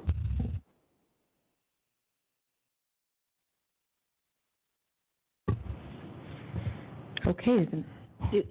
Do we just want to, I can, I'll make a motion, we'll just have a vote up or down and then see how it goes? That sounds great.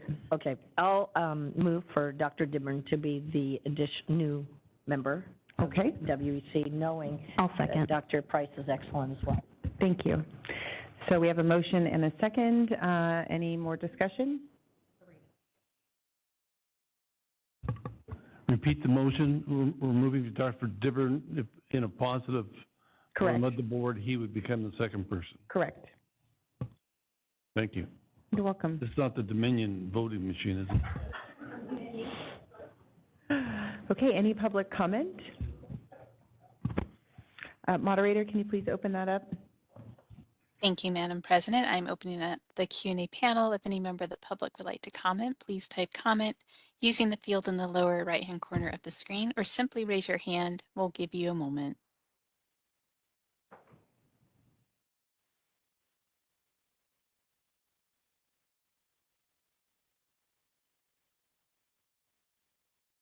All right, I see no requests for comment. Shall I close the Q&A panel? Yes, please. Okay. Okay. Dr. Solocito? Yes. Ms. Bowler? Aye. Dr. Grant? No. Ms. Laredo? Yes. Dr. Nolan? Mm. Ms. Prado? Yes. Ms. Berber? No. Dr. Bradbury?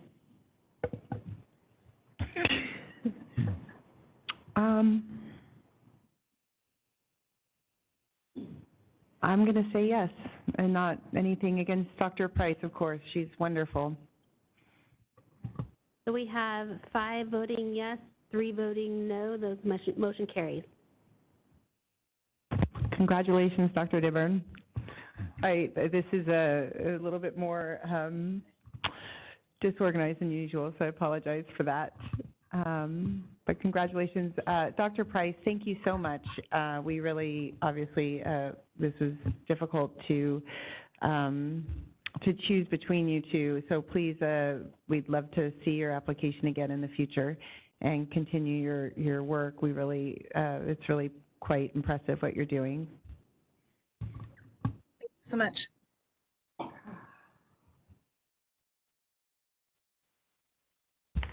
Well, Dr. Bradbury, could we take a short break? Yeah, we'll take is a 5-minute break okay? Okay, 5-minute break.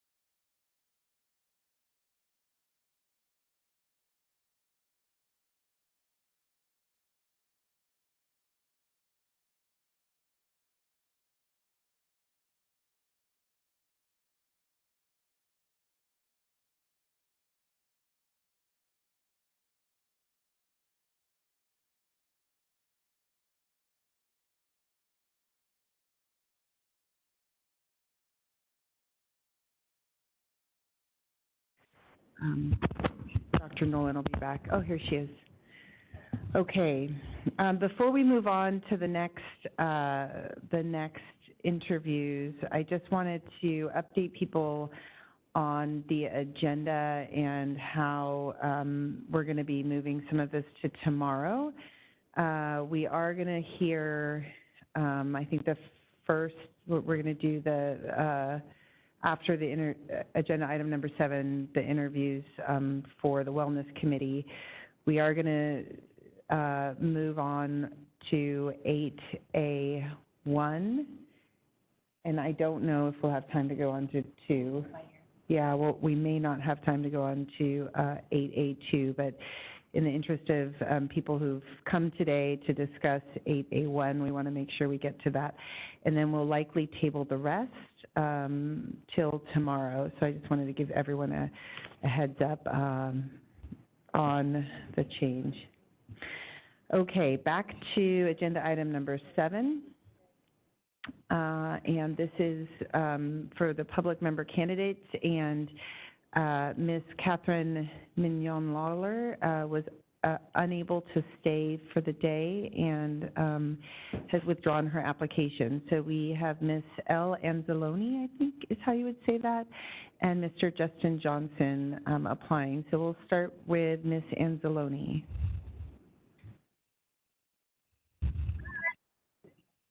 Hi, welcome. Thank you for your application, and we're gonna, I don't know if you were able to follow along the last time, we're gonna basically follow the same protocol. So if you don't mind introducing yourself, and then we'll go through and ask you some questions. I'm L. Anzalone or Anzalone. It's kind of whatever. Sorry. No, it's fine. It happens all the time. I'm a licensed marriage and family therapist and a licensed advanced drug and alcohol counselor. I personally have 22 years of recovery. I've been working with the clientele of that specific type in private practice for 6 years. I've worked in treatment centers. I've worked in nonprofit. I've also worked in animal hospitals prior to my human services career. So I feel like I'm a pretty good candidate. Great. I can't remember who we left off with, so maybe we'll just start with Ms. Prado. I love it. What is the value of holding a WEC position to you personally? I kind of want to reiterate what everybody's saying before, that I just really am passionate about this. I understand the pressures of being in the veterinary field and the pressures of having a secret addiction or an uncovered addiction or experiencing trauma or anxiety, and how sometimes those worlds collide in such a way that it might impact the patient and also the practice. So it's really important to have somebody who speaks the language to be on board. And I have a pretty high BS meter as well because of my training and history in the halls.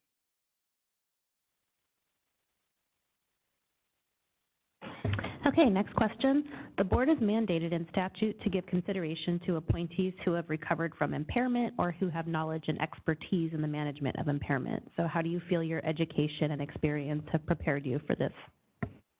I think my education is helpful, but my personal experience supersedes that. I think having a collective recovery birthday and knowing the knowledge, being in a lot of AA meetings and also being outside of those AA meetings in a for-profit setting is very helpful to kind of bridge the gap and make it a little bit friendlier and a little bit more playful instead of so serious.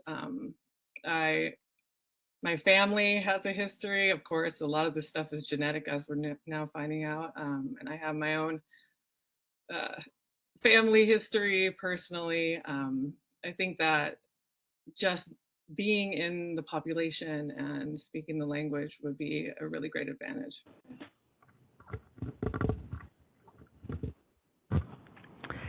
Thank you. I have the third question. Is there any reason of which you're aware that would prevent you from completing your duties as a member of the WEC?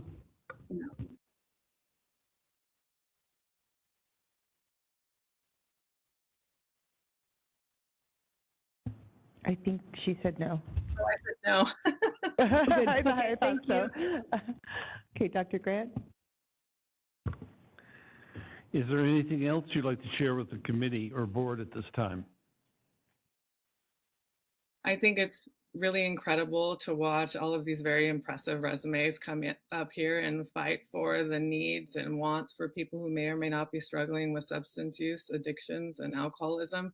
I think it's really incredible and speaks a lot to the compassion that you guys possess, that it's pointed towards helping instead of punishing. So I just want to applaud you for that.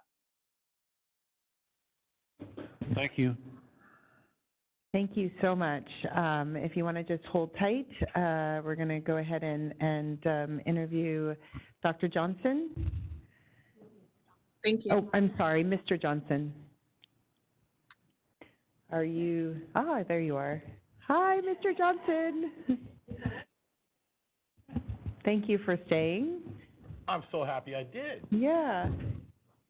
This looks like a good spot, right? That's a perfect spot. If you can just make sure the mic's on. Well, there's a little green light. Does that mean it's on? Yes, very close. Like so. Gotcha. So if you can just introduce yourself. Well, good afternoon. My name is Justin Johnson, not Dr. Johnson, although I should probably mention that I was very sad to hear of Dr. Lane Johnson's passing. I was very fond of him. I am Justin Johnson. I am in recovery from substance use disorders for about 21 years. I have been employed by a nonprofit treatment center in Los Angeles for 20 years. I am a very poor scheduler of airline flights. I'm not very good at scheduling those appropriately for meetings such as these.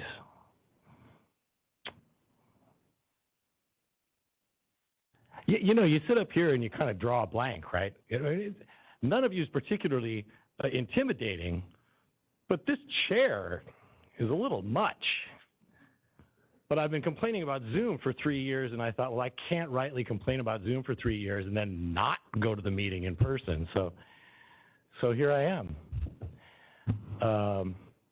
I was originally appointed to the Diversion Evaluation Committee in 2016 and have been a member of that committee through its various iterations since then. I was referred by a veterinarian member of the board and a public member of the board.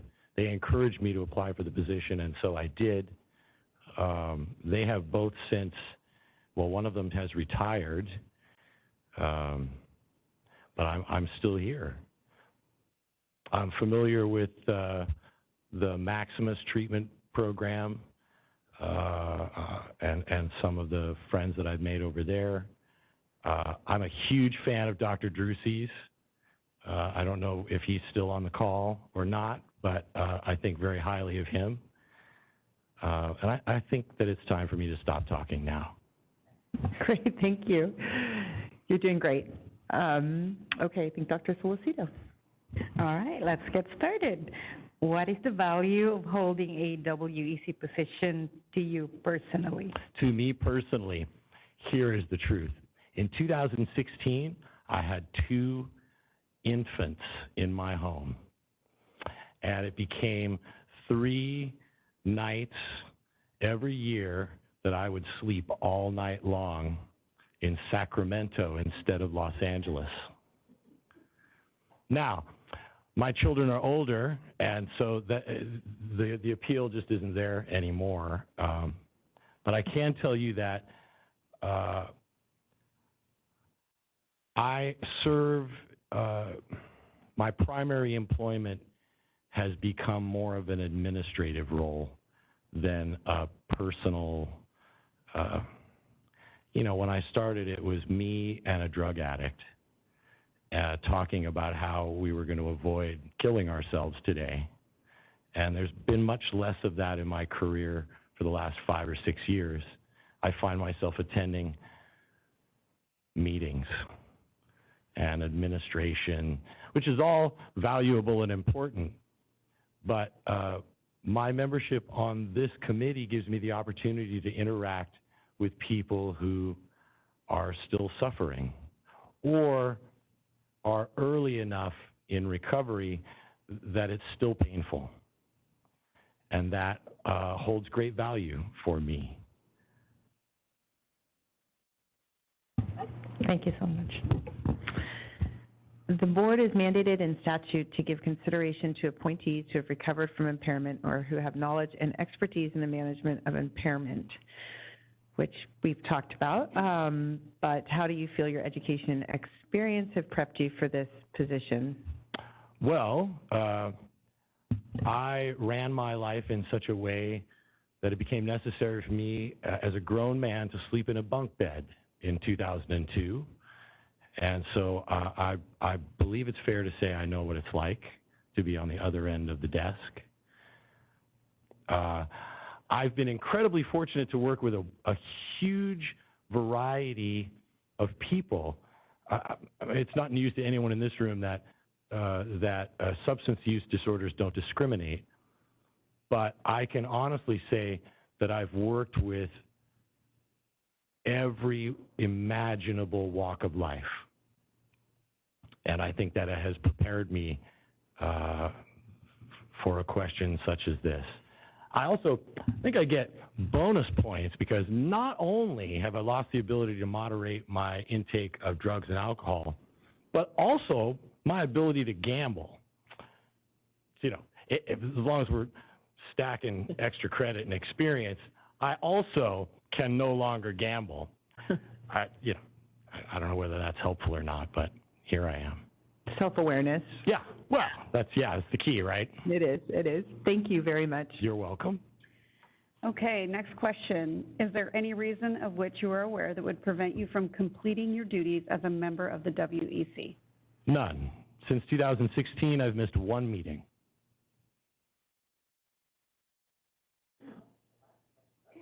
Now for the last question. Is there anything else you'd like to share with the board? I think it might be wise for me to quit while I'm ahead. Yeah. Okay. Well, thank you. Thank you so much. And thank you for all of your dedication and work on this committee. We really appreciate it. We need people like you, so that's great. Thank you. Thank you very much. You're welcome. So we only have 2 candidates and we have 2 positions, so we are in the lovely place of... I'll make a motion. Yes. For the 2 openings for the public member on the WEC, I'd like to nominate Ellie Anzalone, or Anzalone, or both, and oh gosh, I'm spacing, sorry, and Justin Johnson for those 2 public positions. I'll second. Great. We have a motion on the table. Is there any further discussion? No. Any public comment in the room? None in the room. Can you open it up, moderator, for the public online? Thank you, Madam President. I have opened up the Q&A panel. If any member of the public would like to comment, please type comment using the field in the lower right-hand corner of the screen, or simply raise your hand. We are displaying instructions and we'll give you a moment. To clarify, Ms. Buller, you said nominate and it's to appoint. Oh, I'm sorry. Yes. Okay, and Ms. Berber, do you accept that amendment to appoint? Yes. Thank you. Go ahead, moderator. Thank you. Thank you. And I see no request for comment at this time. Shall I close the Q&A panel? Yes. Okay. And just to be clear, in the room, is there any public comment with the change, the amendment? Okay, I'm not seeing any. A vote, please. Dr. Solocito? Yes. Ms. Buller? Aye. Dr. Grant? Aye. Ms. Laredo? Yes. Dr. Nolan? Aye. Ms. Prado? Yes. Ms. Berber? Yes. Dr. Bradbury? Yes. Motion carries. Congratulations. Congratulations. Yay, okay, so apparently this is the meeting that is out of order because I just received notice that we actually are going to be skipping to agenda item 9 prior to agenda item 8. Agenda item 9 is update, discussion, and possible action on pending regulations. Status on pending regulations, is that you, Tim? Oh, sorry. Jeff, I see that on there. And our Reg Counsel, Christy Shields, she's also joining us virtually.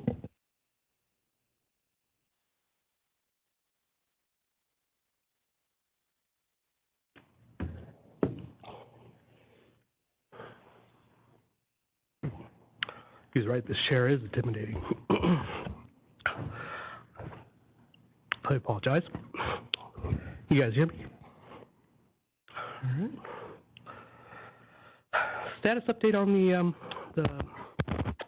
the pending regulations.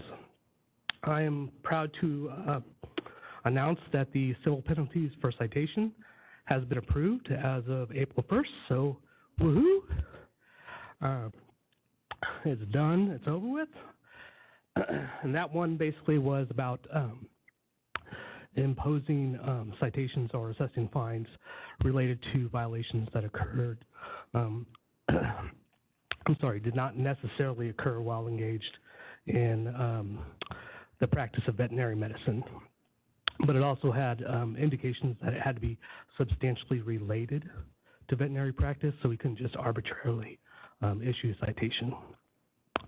As far as the next package goes, for the RVT education, the RVT education and experience package did have some recommendations from DCA's legal. They were minor corrections, but they were substantive, which require your review. First part of that was indicating that the expiration date of until July 1st, 2024 is recommended to be removed from the language. In addition, there's a notation in there for the, there's a cap on the veterinary technician programs. We would like to remove that instead of saying a total of 20 semester units, 30 quarter units, or 300 hours of instructions, and instead replacing the word total with minimum. So if you guys look at the second attachment, you'll notice that it is highlighted in yellow on the 2068.5 for you guys' consideration for that recommendation from DCA's legal unit. So I don't know if you guys would like to discuss that at this point. That's the that's B, right? Yeah. Okay, so yeah, if you can just go through these, and then we'll go over that as a separate. Okay, and then back to the next item. On attachment A, it is the veterinary student exemption. This one allows the juniors and seniors and graduates of veterinary AVMA programs to earn an RVT registration, in addition to taking the VT&E in order to meet that requirement. That one is currently with the budgets unit, and it is anticipated to go through the review, and that was submitted to them on the 6th and approved by them. So now it is with DCA and agency for their review. The next one is the uniform standards. That one is with budgets as well. They are nearing the end of their review process. They are expected to look at that within the next 2 weeks. And if it's approved by them, it'll go through the Reg Council and DCA and agency as well. And with that, we have the last one for the drug compounding. That language is being worked on, and that will be discussed with the budgets in the near future for their review and approval of their portion, and of course going on to DCA regs and agency as well. So with that, I will, if you guys have any questions on that so far. I don't see any questions here. Ms. Prado, I don't see her hand up. I don't, and there aren't any actions. So I think we'll get public comment. Oh, did you have a question? No, but do we need to? Yeah. Make a motion to accept those two amendments? I think we have a 2068. We have the next agenda item. We're going to go through that. Got it. This is just kind of to go over the summary. So we'll just do public comment on this, and then we'll zoom in on the amendments. Is there any public comment in the room? I don't see any. Moderator, do you mind opening up for questions from the public? Thank you, Madam President. I have opened up the Q&A panel. If any member of the public would like to comment, please type comment using the field in the lower right-hand corner of the screen, or you may simply raise your hand. We are displaying instructions, and we'll give you a moment.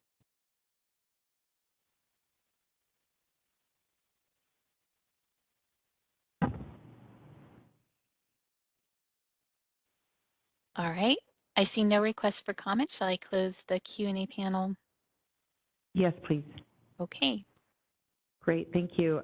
Moving on to 9B, which is the rulemaking proposal. Go ahead. So yeah, with Agenda 9B, it was initially approved back in July of 2020 with the adopted amendments, as well as the MDC did review it again in July 2022 with additional recommendations. And in October, the board had approved moving forward with 2068.5. During the review process with DCA Legal, as previously just mentioned, they did have those two minor changes that they were recommending that the board consider for approval, which are notated on page number 3 of the PDF or page 1 of the proposed regulatory language page. And those would be those minor changes in order to clarify that, hey, this goes beyond July 1st, 2024.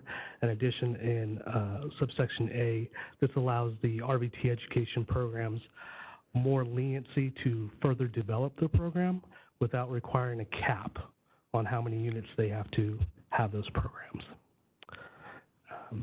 And with that, if you guys have any questions. Great. I think that was pretty clear. Any discussion? Kathy, did you have some questions on this? No? Okay. Ms. Prado, no. Do we have a motion?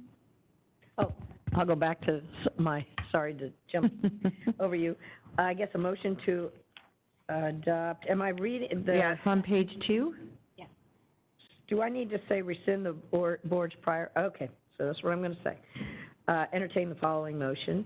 Rescind the board's prior October 19th, 2022 motion approving proposed amendments to section 2068.5 and approve the proposed regulatory text for section 2068.5 as set forth in attachment number 2.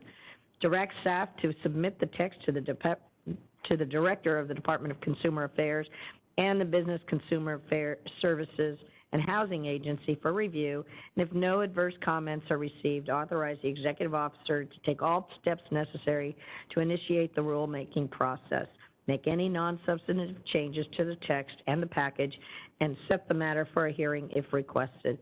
If after the 45-day public comment period, no adverse comments are received and no public hearing is requested, authorize the executive officer to take all steps necessary to complete the rulemaking and adopt the proposed regulations as described in the text notice for 16 CCR section 2068.5. I'll second that. Okay, is there any more discussion? No. Any public comment in the room? Moderator, would you open it up to the public online, please? Thank you, Madam President. I have opened up the Q&A panel. If any member of the public would like to comment, please type comment using the field in the lower right-hand corner of your screen and send it to all panelists, or you may simply raise your hand. We'll give you a moment.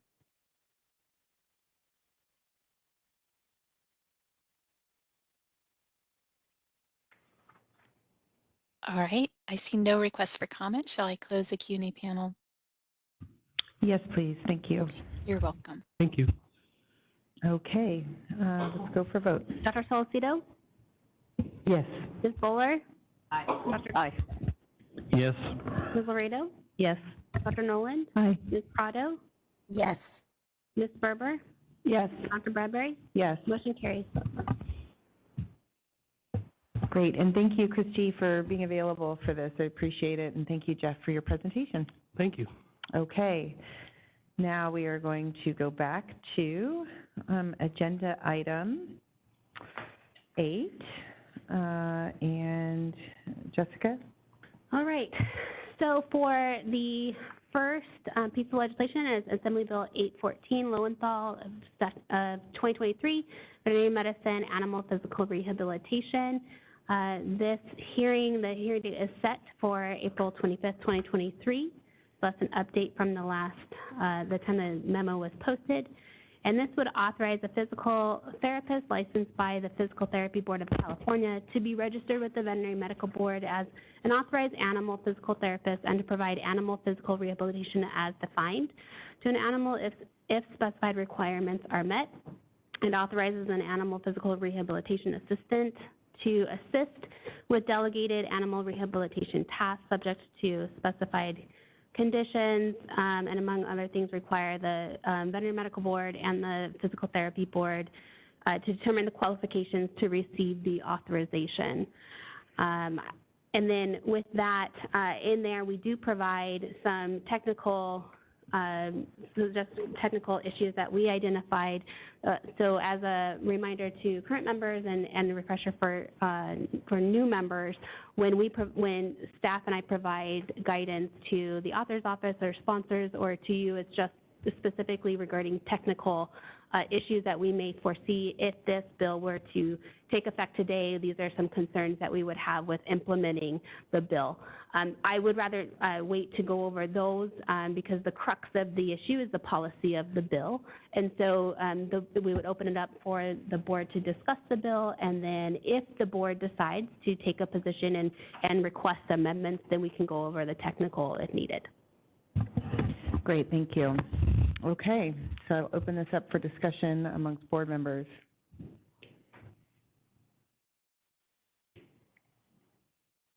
Crickets, huh? Kathy? Thank you. Excuse me. I've read the bill pretty carefully. I have a number of implementation questions and things like that, which, as Jessica says, can be discussed afterwards. As a public member and as a major consumer of veterinary services in California, I still have strong concerns about the bill. And while I respect the supporters who have been very dedicated in their support for this, and certainly they're very well educated, well trained physical therapists and well-intentioned professionals, from a major consumer perspective, my concerns, I just want to list out a few of the concerns I still have. I know access is a point of discussion on this, and it probably is true in some parts of California, but I will say, as a person who has utilized veterinary rehab services through veterinarians for almost 20 years now, at least in the Sacramento region, I guess maybe we're luckier here, but I can only speak from my experience. I have worked with, I currently have one dog with a therapist right now, worked with about 5 different veterinary hospitals in the Sacramento-Davis area that provide these kinds of services, everything from hydrotherapy to acupuncture to cold laser to exercise to all those modalities. And frankly, knock on something, I have been super satisfied with all those services. And there may be access problems in other parts of the state. I frankly, as a consumer, have more problems getting a veterinary dermatology or cardiology appointment than I do with physical therapy. And like I say, I use physical therapy. I have for a number of ailments for my animals for many years. I'm concerned about the cross-board implementation, and that's a whole other kettle of fish. One thing that bothers me is when you have a consumer issue, when you have an issue where there's a tragic situation and there's a license on the line, the ability to file a complaint and have a license disciplined, either probation or in the worst case, revocation, is there as for a consumer to utilize. I worry that in this case you have the secondary certificate that these individuals are, if all this stuff happens, somehow awarded by this vet board, and that could be disciplined by this vet board, but their bread and butter license is still a human physical therapy. And while I understood in the past the bills, the veterinary license in this particular bill is not in jeopardy. If a veterinarian refers to a physical therapist with this certification and training and something tragically goes wrong, my understanding from this bill is the veterinarian license is not at risk. The issue is with the practitioner, the physical therapy practitioner. I know this is impossible, but I would love it if there's discipline to the certificate. It seems to me it should tie to their physical therapy license, and that I know is a whole big problem. But at any rate, if there's supposed to be consumer protection, I think the main license should be at stake if something goes wrong. I don't also understand, and again, this is more implementation, but looking at other health practitioners that go through, and physical therapists, of course, go through years of education and thousands of hours of training and a rigorous proctored high-stakes exam to qualify to get a license in California. I don't know what entities there are out there to do this. I know there is one that we've been aware of, that they've come before us before, and it's been around for a number of years, but I don't know if they're asking this board to create an exam, to create educational criteria like we have for veterinarians, for RVTs, and other licensees. So I just have a lot of worries about the implementation, and that's what's always been the crux of this issue. So that's from my perspective. Thank you. So I echo your concerns, but mine are a little bit more specific. So I guess I would ask, have we spoken to the author's office quite yet? So there was a meeting that I missed last week because I was out of the state, but I have shared the memo with the author's office of our staff implementation concerns, but I let them know that the board has not discussed this bill and the policy of the bill, and so we would discuss whatever feedback the board has with the author's office after this. I also know that we have sponsors on the call as well, and the author's office as well. Perfect. My concern is first the budget. We're looking at a budget deficit, so I would be concerned about the budget to implement this bill, just first and foremost. The second issue that I personally have is we as a board have talked a lot about how humans are not animals. I'm concerned about physical therapists just kind of going, scooping up more scope. This to me is a scope creep, so I would be really cautious about just without proper oversight of the physical therapist with them being responsible and accountable to their own license, treating animals without any real tie there. That does concern me. So I concur with my colleagues' comments and just wanted to express those two things. Thank you. Any other comments? Dr. Grant. Just for clarification, Kathy mentioned acupuncture as one of the physical therapy services, but I got the impression that acupuncture was not included. I mean, for a physical therapist to be poking needles into any kind of animal, I don't think, I mean, if they're not already a licensed acupuncturist, I have a problem with that. If becoming a physical therapist and then they're going to do acupuncture, what about the veterinary acupuncturist?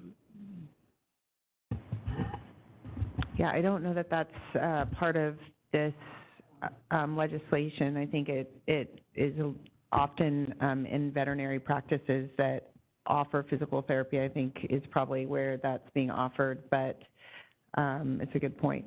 Yeah, there's some things here that this is, in my opinion, practicing veterinary medicine, what they're asking to do, and I have a similar concern to the other members with the training. I mean, they have a doctorate in physical therapy for human medicine, so it's not that they're not educated and dedicated to that craft. The training, their certification, is what to me is very questionable, and you know, a weekend course CE and then having an online test, or you know, I'm not sure what it is that they do. I'm sure there's some very good programs. I just don't know that one training program and what species is that training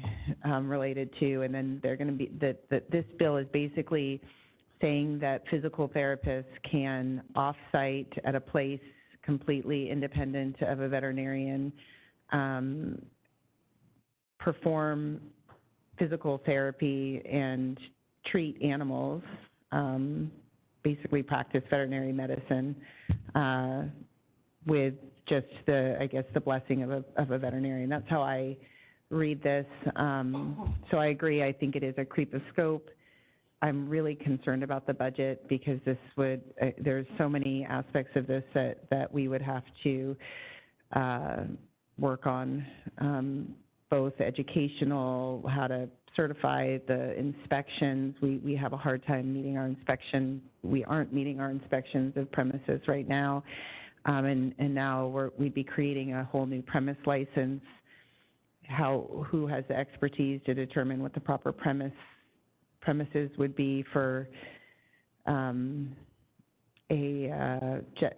solely a physical therapy place? What if there's a medical emergency? There's not a veterinarian there to treat it. So I see a lot of problems with this, but I kind of went beyond your question. But I don't think acupuncture specifically is a part of this, but there's definitely the practice of veterinary medicine in its current definition and what they're doing.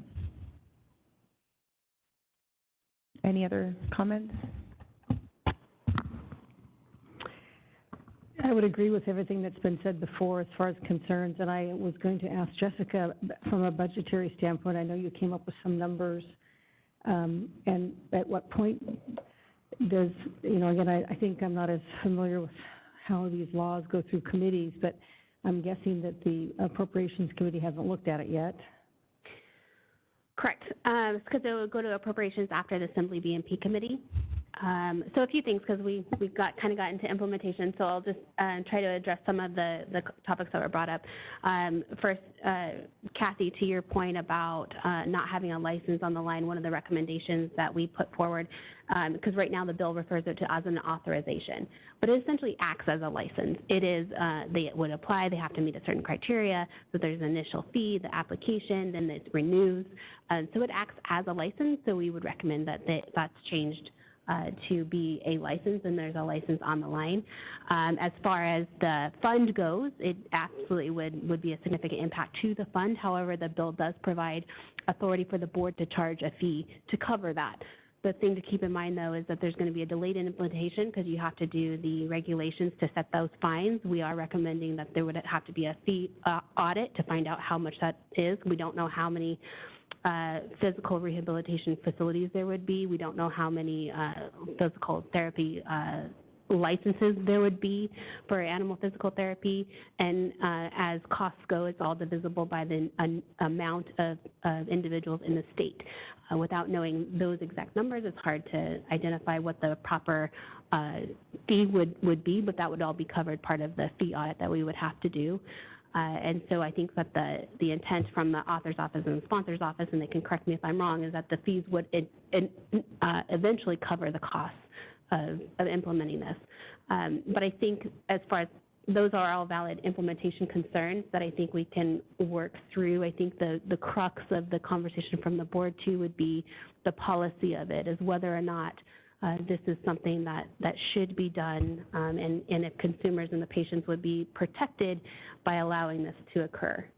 As far as the examinations that were mentioned, that would all have to be covered as part of the, right now as the bill is written, with the physical therapy board and our board would have to work together to determine what those qualifications would be.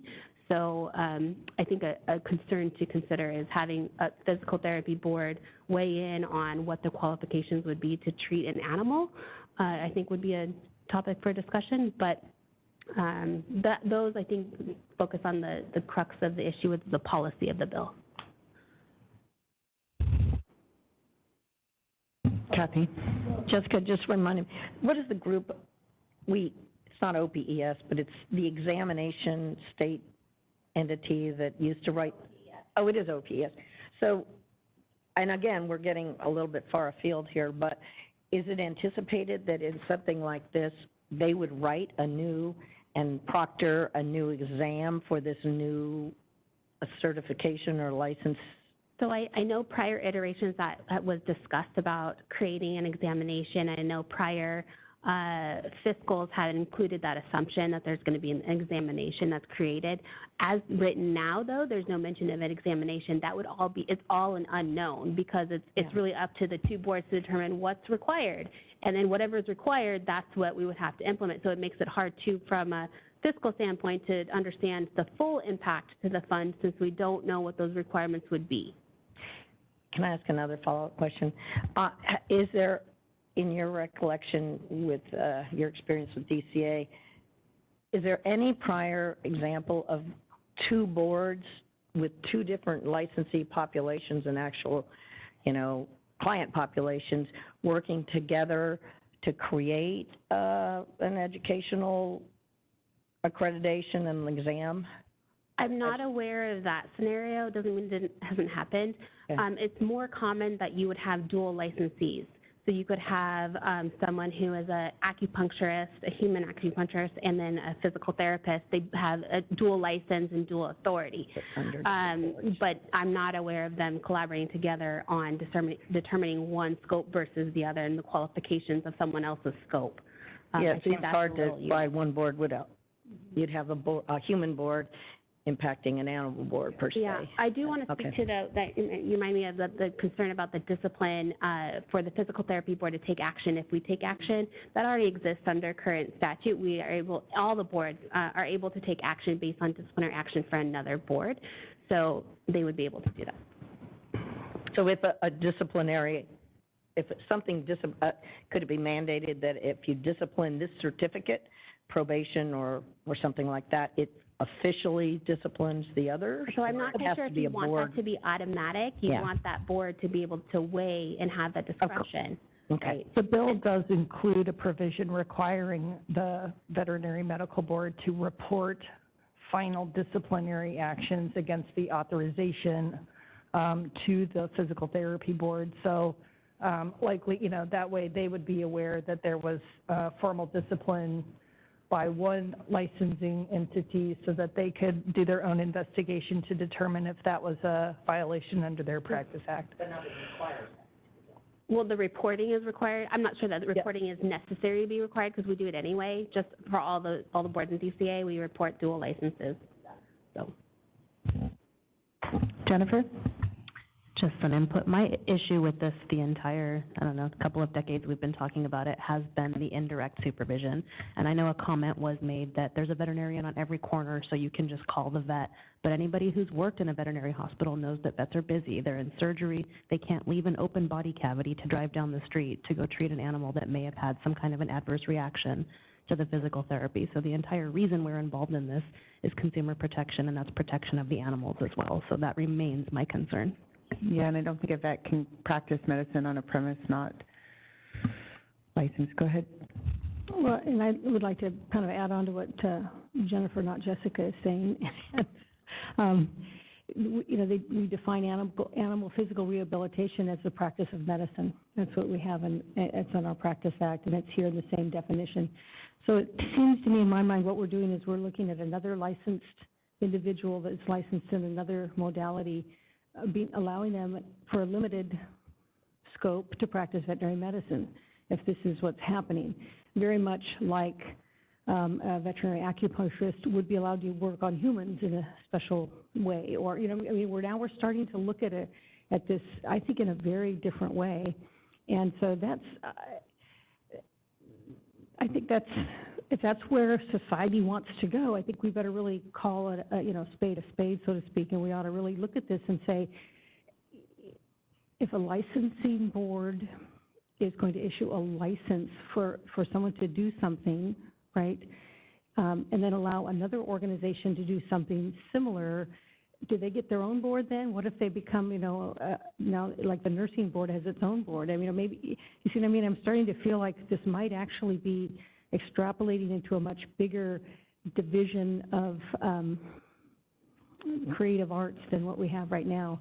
I am really concerned about the direct and indirect supervision, and that is handled in this bill very clearly. They actually take and say it's up to the veterinarian to whether it's direct or indirect.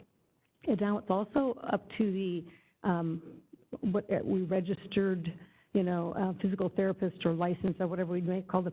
They are able to then direct other unlicensed individuals and assistants to do what they can do, which we're not even allowing veterinarians to do in a lot of respects. Right. So it's really opening up Pandora's box as far as disciplinary action, as far as knowing how to actually protect a consumer. In my mind, it's becoming, that's going to be a real challenging issue in my mind. But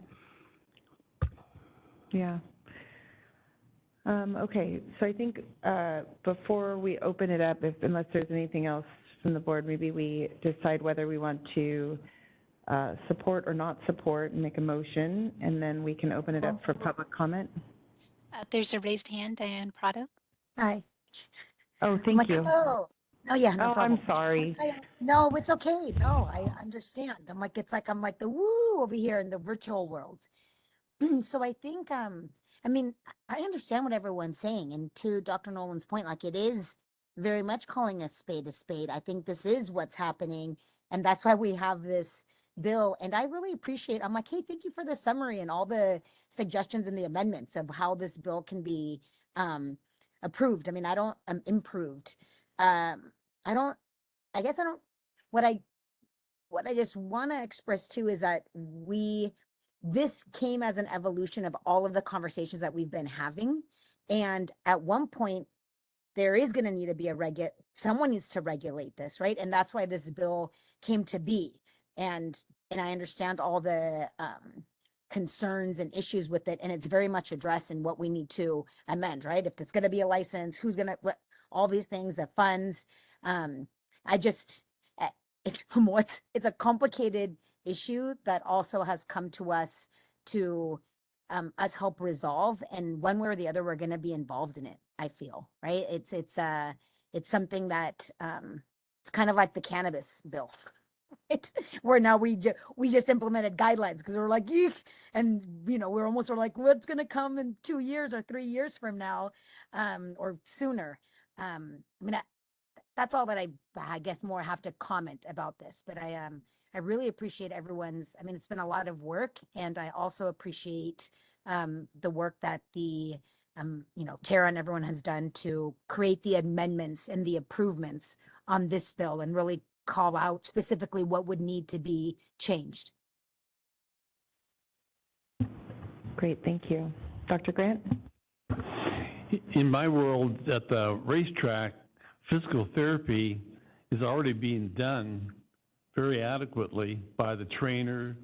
They get advice from the veterinarian as to whether this horse needs to be put in ice boots or, you know, have the back massage or have an electric blanket put on and everything like that. I can see where people come into the racetrack with a blue boot or whatever that's going to blink in the night with lights, and they want permission to put that on the horse and sell it to the clients who, if we're trying to protect the horses and the clients, I think, you know, they shouldn't be able to do that without some supervision. And the fact that they say that they're now a physical therapist and they're going to come in and do it, I don't think it's correct to do that.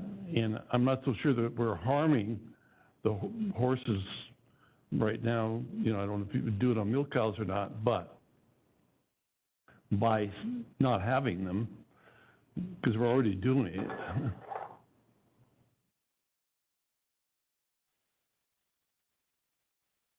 Yeah.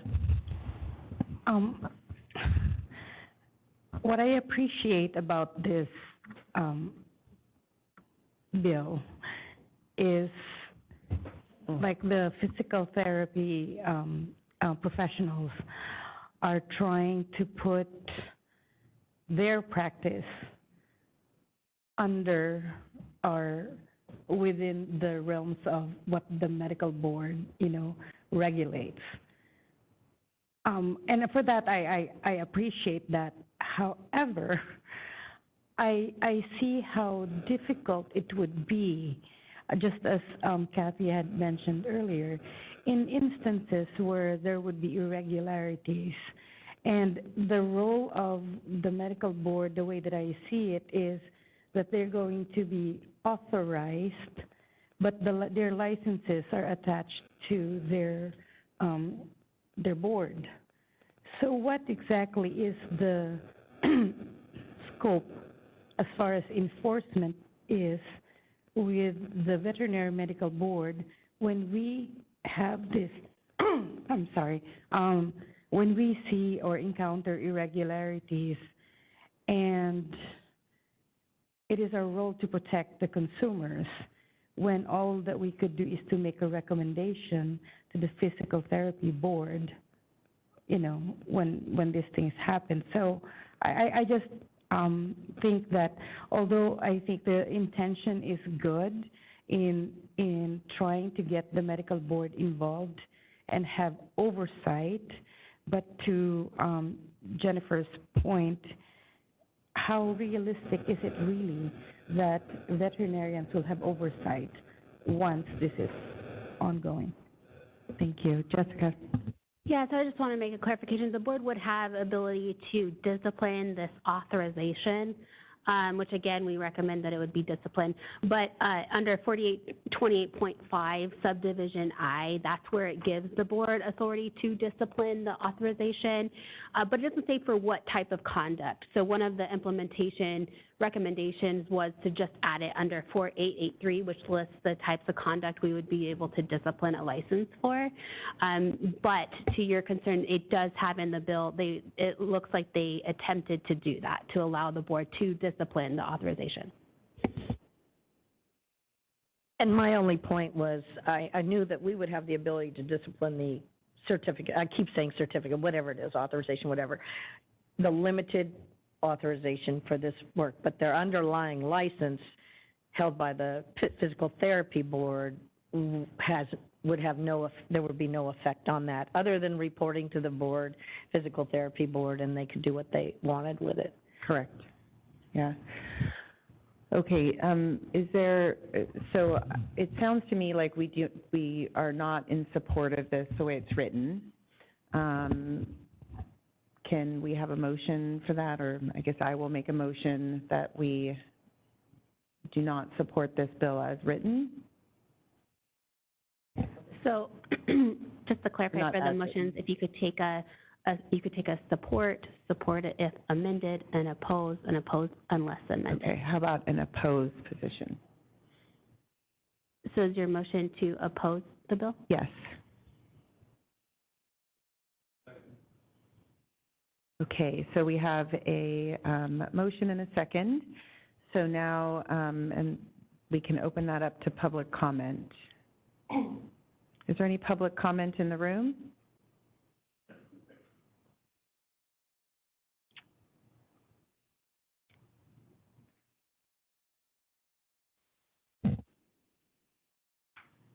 Hello, good afternoon.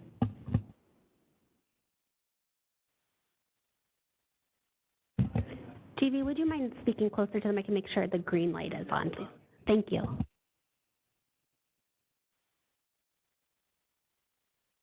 That one. Thank you. I know how hearing challenges are. Thank you all. Good to be here. My name is G.V. Ayers with Gentle Rivers Consulting, and I am the contract lobbyist for the Animal Physical Therapy Coalition. So closely involved in this bill, and appreciate the opportunity to speak to you this afternoon. Appreciate the summary that you had in the memo. I thought you described the bill very well.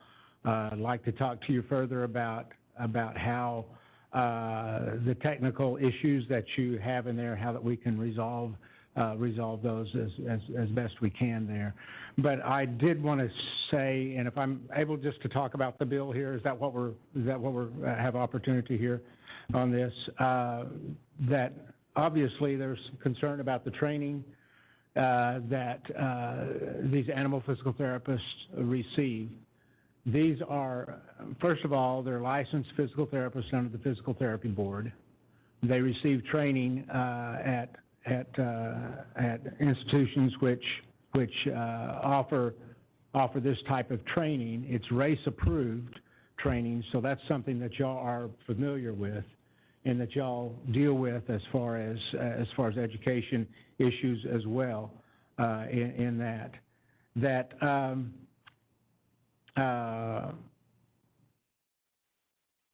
So that's one. Obviously, there are more things that need to be developed or can be developed as far as perhaps in the bill, perhaps in the regulation. As far as the two boards working together, the Physical Therapy Board and the Vet Med Board, we would understand that any regs that are adopted is really going to be by the Veterinary Medical Board, that the PT Board would consult, or the Vet Board could consult with them as far as any PT issues there, but it is really the Vet Board that would be doing that, because as you've identified in your regulation, your recent regulation, you've identified animal physical rehabilitation as a practice of veterinary medicine.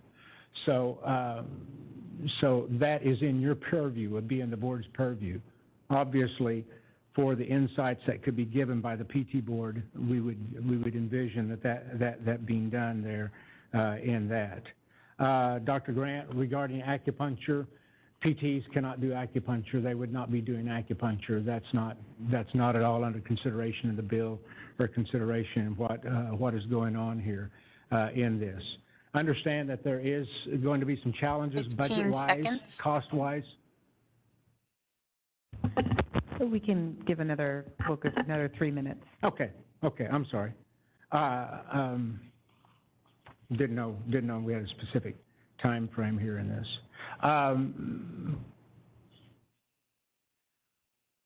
One thing regarding discipline of the physical therapy license, one thing that actually the very first part of the bill, section 2 of the bill, which is 2660.9, added to the Physical Therapy Act.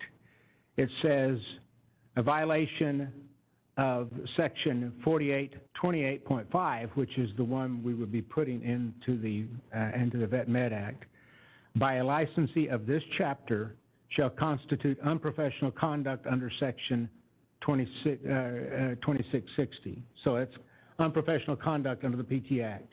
And then also, a report of a final disciplinary action against a licensee by the Vet Board shall be shall be deemed as conclusive evidence of unprofessional conduct by a licensee of the PT board.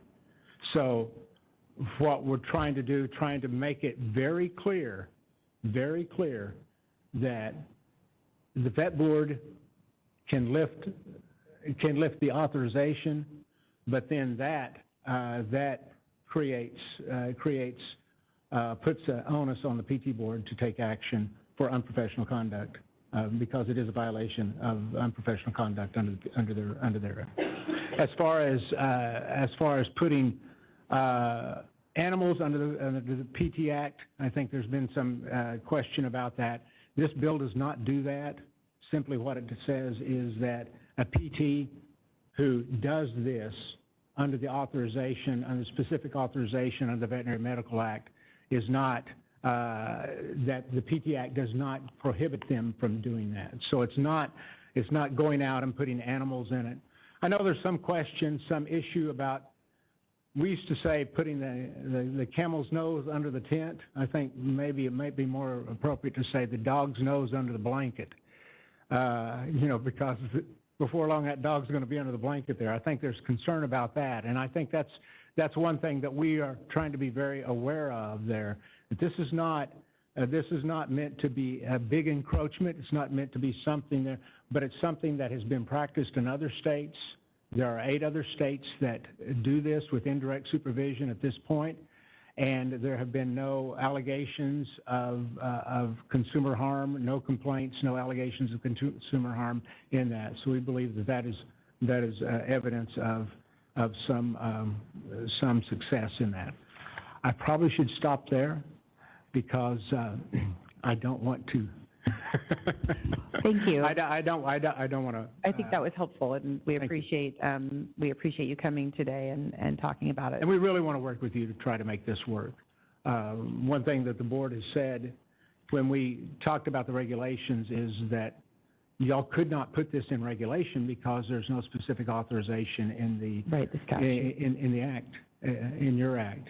What we're trying to do, and what was the opinion was that we take legislation. That's what we're trying to do. Okay. I know one of the board members, we have 2 of the board members have questions. Dr. Solicito, you first. Yeah, I just wanted to make sure I'm clear that I'm understanding it really well.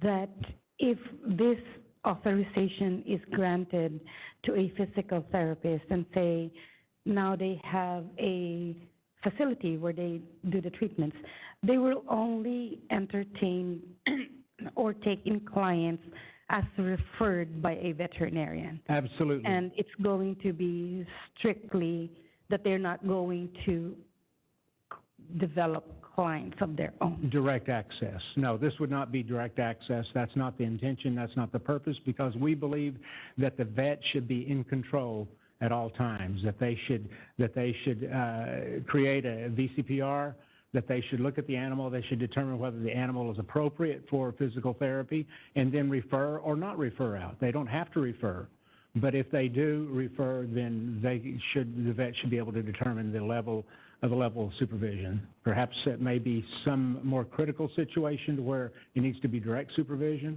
That's up to the vet. Thank you for the clarification. And part of our intention too, and I was asked today about it, that it's not a facility to where you practice on, you practice on Jessica as a physical therapist in the morning and her dog in the afternoon at the same facility. No, it's not for humans and animals. This would be completely for practicing upon animals. Dr. Nolan? Hi, thank you for coming and talking to us. I do realize that I think that it was really necessary to have some sort of oversight by a regulatory board for anything to go through. I think what probably surprised me was not only did this bill remove the direct veterinary supervision, it's now said the veterinarian doesn't even have to be on site. It can be another facility. So it's really jumped far, far away from where I thought we as a board were concerned about consumer protection. I just wanted to add that. Kathy, could I, you brought something up. Thank you very much. This has been very helpful. very often, at least with a lot of the animals I've had, there are many underlying issues when an animal is in for physical therapy. And I understand that, and I've, like I say, been very lucky. I've had good veterinarians that do physical therapy and have all the facilities in their offices, and including acupuncture, which is why I confused the issue, sorry, but done by vet. But the VCPR language is an annual exam, right? And since the vet is a referral and not a direct supervision, is there anything in the bill that requires more of an ongoing, because a public person going into a professional has some expectations that are sometimes not realistic, and when they're dealing with their pet, et cetera, is there any requirement that a veterinarian look at that, see that animal any more than once every 12 months, like the VCPRs are, because basically the physical therapist is doing maybe a great job, but there may be something else going on, and that person is thinking their animal's fine, getting that therapy, and just missing out where a veterinarian might see something else. I'm just wondering if you've considered that. I don't know if there's specific provision for that in the bill. You bring up a very good point. I do know by practice that those PTs who practice upon animals, animal physical therapists, they do have a close report back relationship with the vet, and I think that would be appropriate, and perhaps even to have some language in either the bill or the regulations regarding that.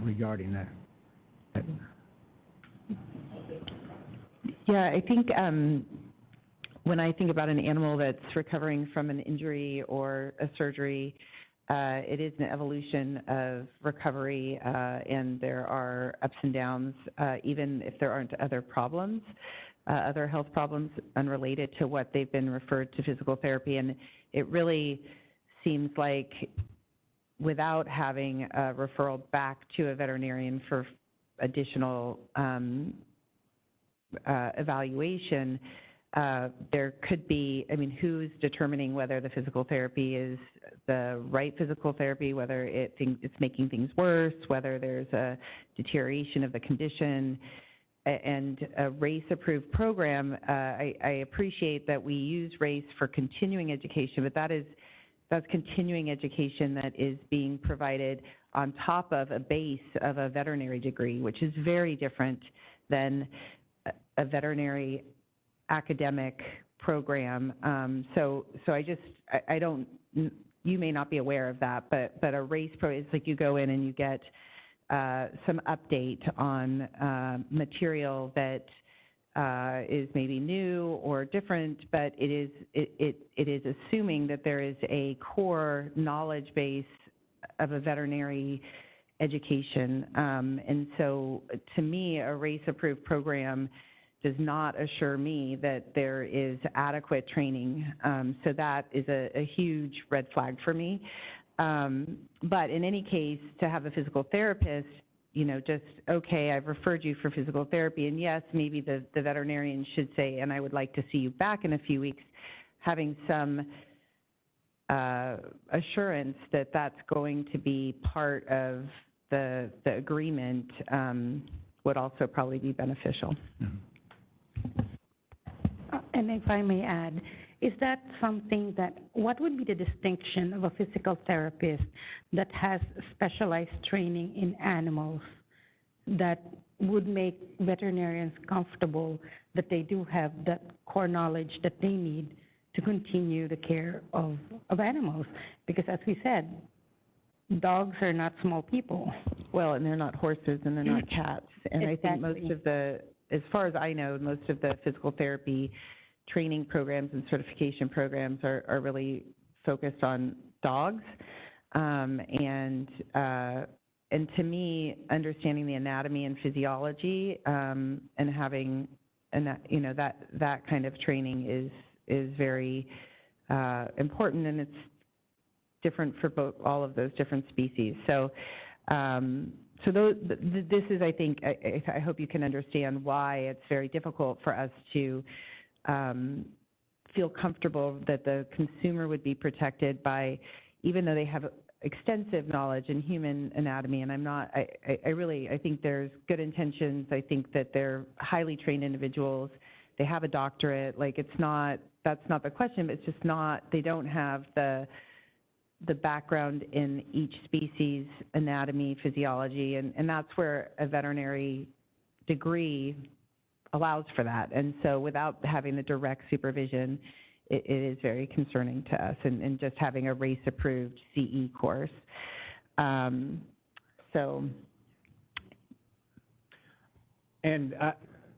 may I say that I apologize, Karen Atlas was not able to be here. She is, I think, she's on the call and can chime in, and she is much more adequate. No, adequate's not the word. She's much more proficient in speaking about this than I am. So some things that that she could speak to that I'm not able to in that sense. So I just say that as a disclaimer here. No, we appreciate you. We appreciate your insight. Is there any other questions? Okay, thank you for your time. Thank you. Yeah, I appreciate you. Okay, we have Dr. Grant. Dr. Grant Miller. Sorry. Yes, Dr. Miller. Hi, Grant Miller, CVMA. The CVMA is strongly opposed to AB 814. We see this bill as a scope of practice creep and nothing more. It's an attempt by physical therapists to expand their income earning capabilities and does not serve in the best interest of consumer protection, nor does it address access to veterinary care. Our opposition letter and additional materials are available on our website, cvma.net, in our advocacy section as part of our most recent legislative update. I'd encourage you to take a look at those. But of particular importance today are some of the regulatory and implementation concerns that I'd like to point out to you. Some of them have been mentioned in the conversation. First and foremost, this bill arbitrarily inserts the word animals into the Physical Therapy Practice Act, which in perpetuity declares that physical therapists will have the right to work on animals. This despite them having no formal training on animals in their licensing curriculum. Would the same rule apply if veterinarians decided to insert human beings into our Practice Act? This bill will permit physical therapists to practice unsupervised on all species of animals after completing a certification course that focuses only on dogs. These courses are short, involve mostly self-guided study, have no standardized curriculum, have no competency testing, have no failure rates, and have no regulatory oversight.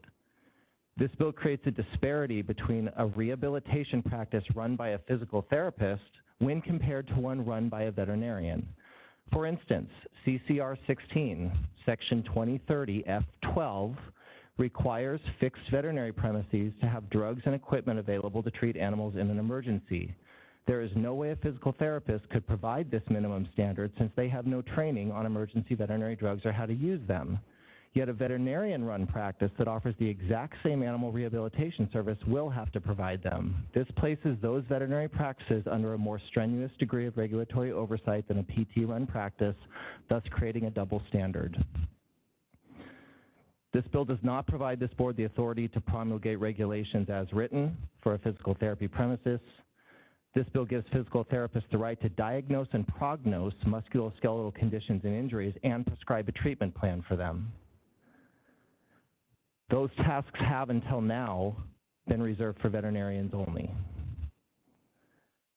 This bill rewrites our long-standing definitions of indirect and direct supervision to make them relevant only to animal physical rehabilitation. That is going to create a number of other issues in our Practice Act. And this bill will override CCR 16, Section 2038.5, a regulation that took this board 10 years to pass that just went into effect in January. Thank you.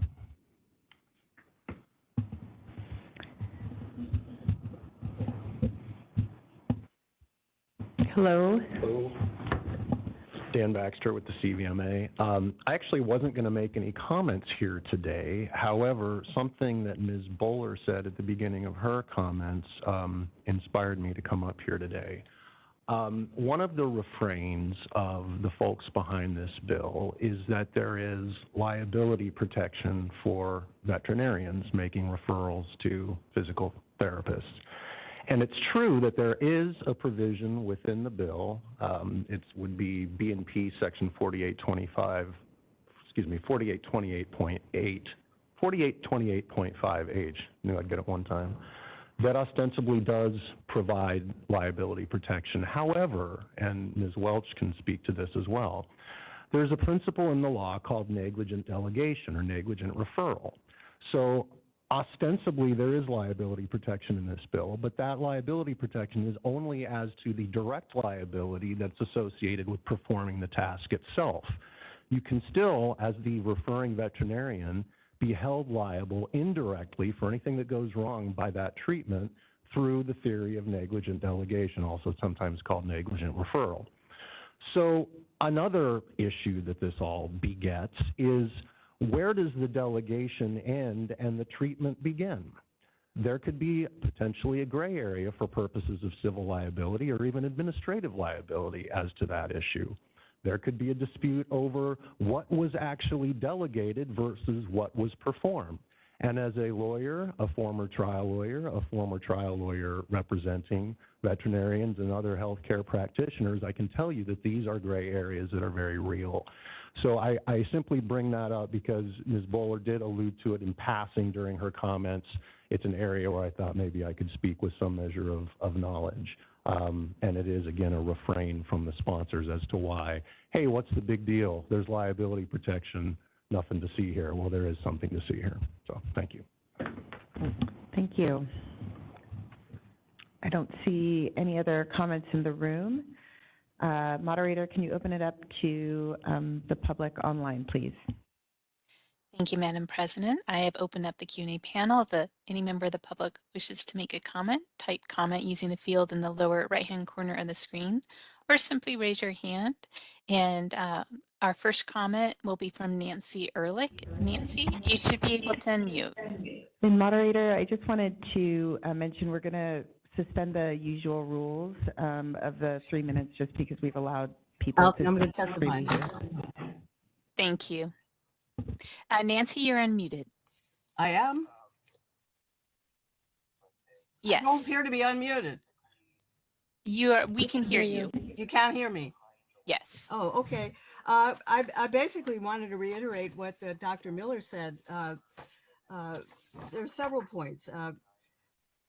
People seem to be forgetting that physical therapists already have the legal authority to work under the direct supervision of a veterinarian. So it's not that physical therapists can't work on animals, it's that they want to work independently of veterinarians. And we consider that to be risky for the animal's sake, as other people have pointed out.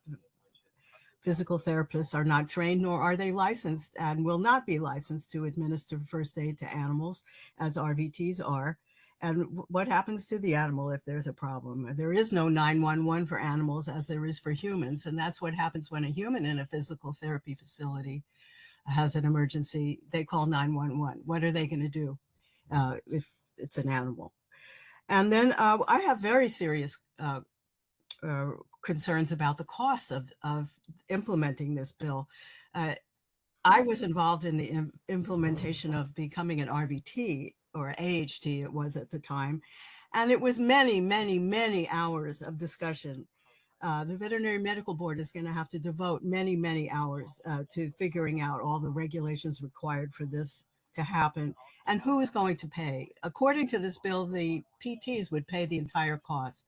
But how many of them are there really? From what I've heard, there are only 20 currently in California who want to do this. I'm not sure of the number. Perhaps that's wrong, but I think they need to tell us how many of them are there. How are they going to afford to pay the thousands and thousands of dollars that it's going to cost to create this new licensing? And there's just a very simple solution. If they want to perform physical therapy under indirect supervision, they can become an RVT. So CARVTA opposes this bill because it's unnecessary, it's unaffordable, and it's unsound. Thank you.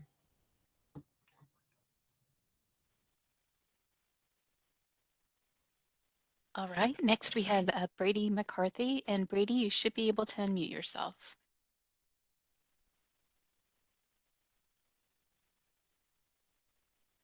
All right, we'll try that one more time. Brady, if you see a prompt to unmute yourself, go ahead and there you go. You're unmuted. I I just wanted to clarify, there was a comment earlier, and it was touched upon whether or not there was supervising authority from a veterinarian, and the bill does have an included provision for that. It's in section 3, section 4828.5 of the bill, and it's 9B. The supervising veterinarian means a veterinarian license pursuant to the chapter who is responsible for all the following, and B, making all decisions relating to the diagnosis, treatment, management, and future disposition of the animal patient. And that's related to making the referral to a physical therapist. And then it also goes into ongoing, and oversight of the treatment of the animal. And from the author's office, the legislative director for Assembly Lowenthal, we would be happy to strengthen that provision and continue conversations there. But there is provision within the bill at this point that does cover the ongoing supervision of a veterinarian in consultation with a physical therapist.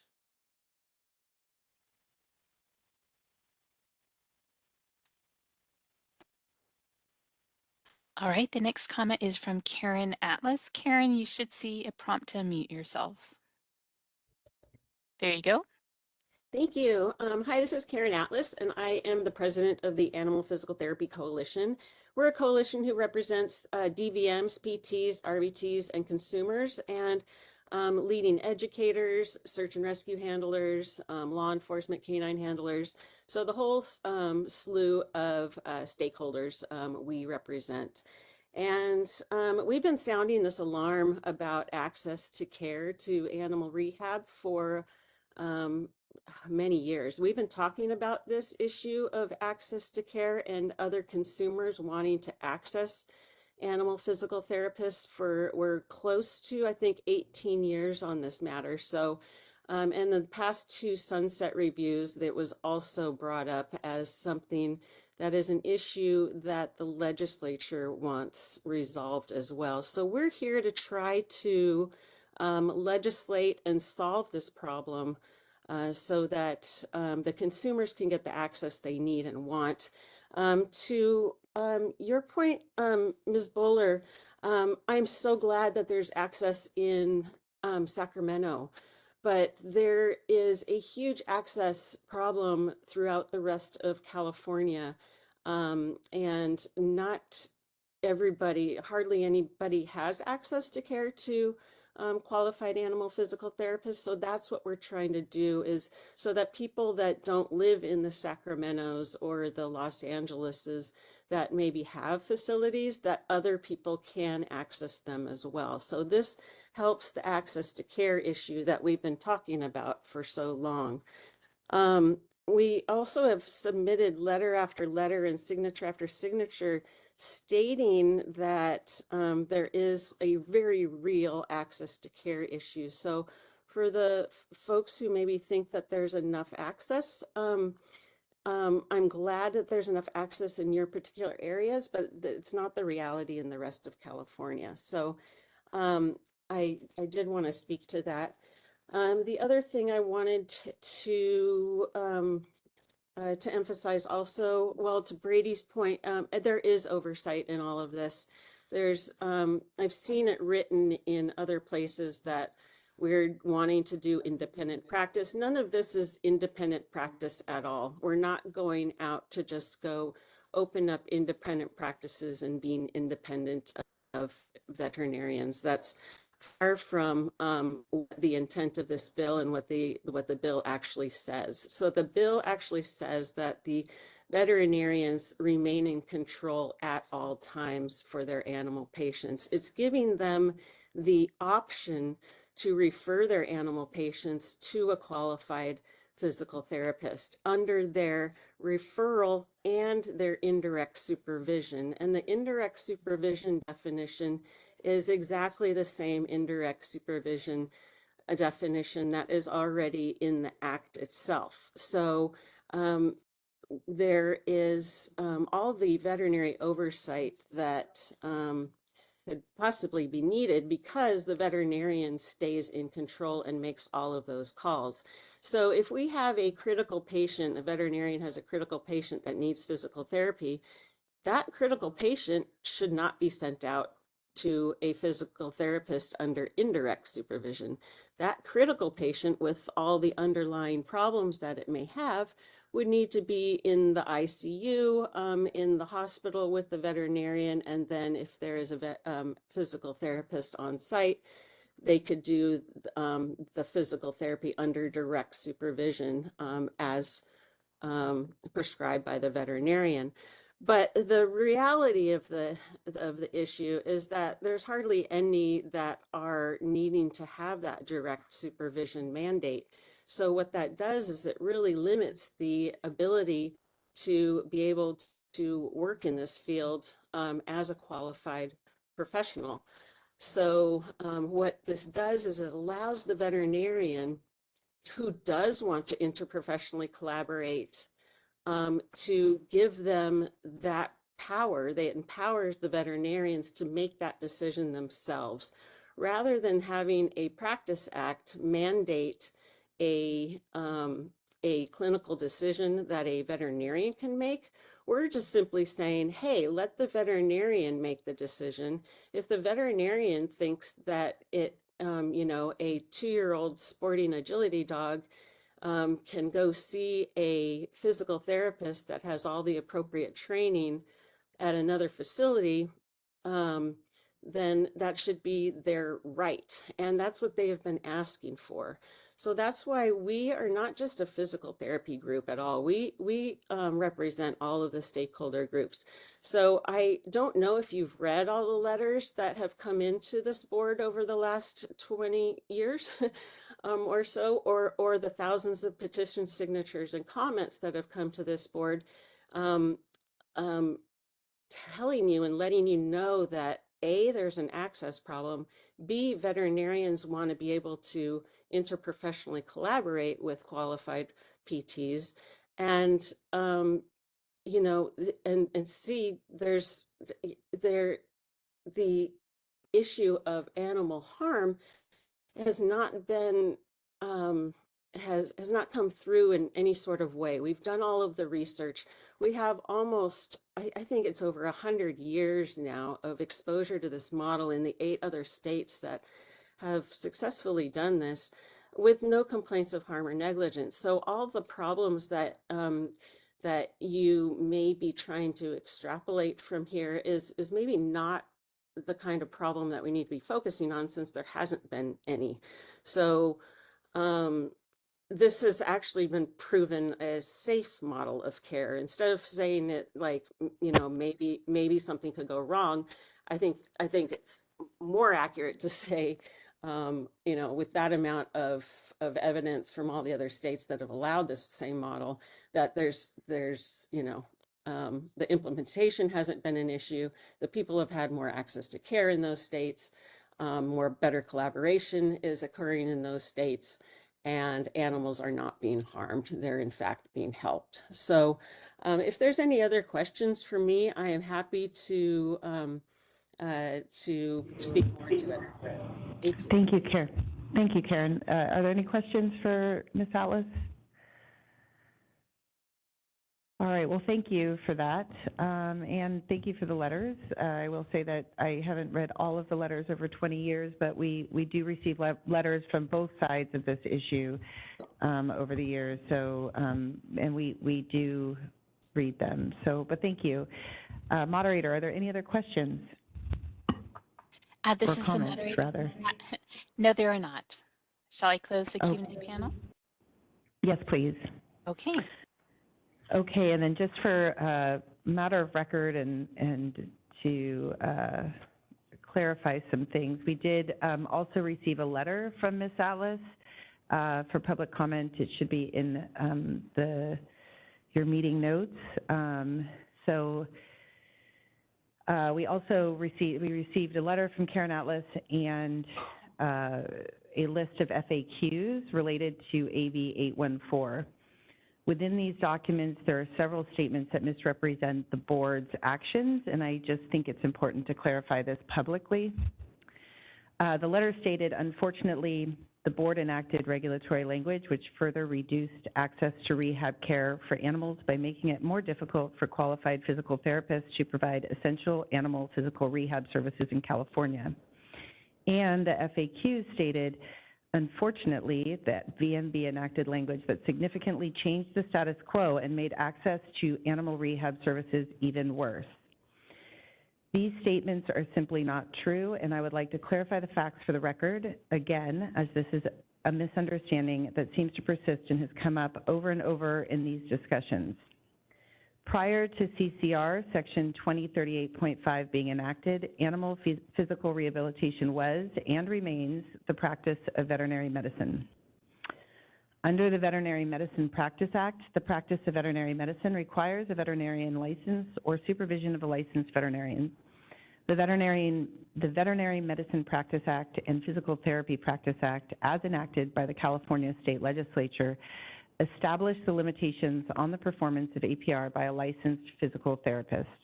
Again, prior to CCR Section 2038.5, a physical therapist who is not a licensed veterinarian or RVT could only administer APR treatment to an animal as a veterinary assistant and only at the direction of and under the direct supervision of a licensed veterinarian. CCR Section 2038.5 did not change this, but clarified the requirements of veterinarian licensure or veterinarian supervision under existing law. Consequently, if an APR practice was not employing a licensed veterinarian to directly supervise the performance of APR by a physical therapist, that APR practice was operating in violation of existing law, again, prior to and after enactment of CCR Section 2038.5. CCR Section 2038.5 did not change or reduce access for animals to physical rehabilitation services. Based on the statement in Ms. Atlas's letter and her statement in the FAQs AB 814, as well as many previous statements, it seems like prior to CCR 2038.6, there were physical therapists operating a practice and or performing physical therapy on animals without veterinarian supervision, which again was a violation of the law. I will say it is frustrating to repeatedly have to clarify this. This repeated misinformation presented by Ms. Atlas seems disingenuous and is misleading to the public and the legislators to whom this information is being presented. So we've had public comment, and that's part of that. I didn't know if there's any more discussion by the board before we vote on our motion. No? Okay. The motion is to oppose AB 814. AB 814. Thank you. Dr. Solicito? Yes. Ms. Bowler? Aye. Dr. Grant? Aye. Ms. Laredo? Yes. Dr. Noland? Aye. Ms. Prado?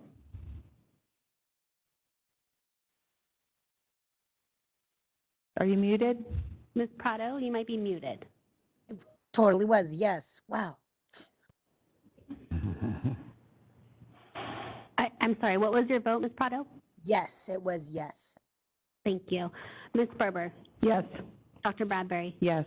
Motion carries. Okay, I think that we probably should adjourn for today and table the rest for tomorrow, and we'll start tomorrow with this agenda item 8B, I believe. 8-2. Pardon? We'll do 8A2. Sorry, 8A2, and we will be starting at 9 a.m.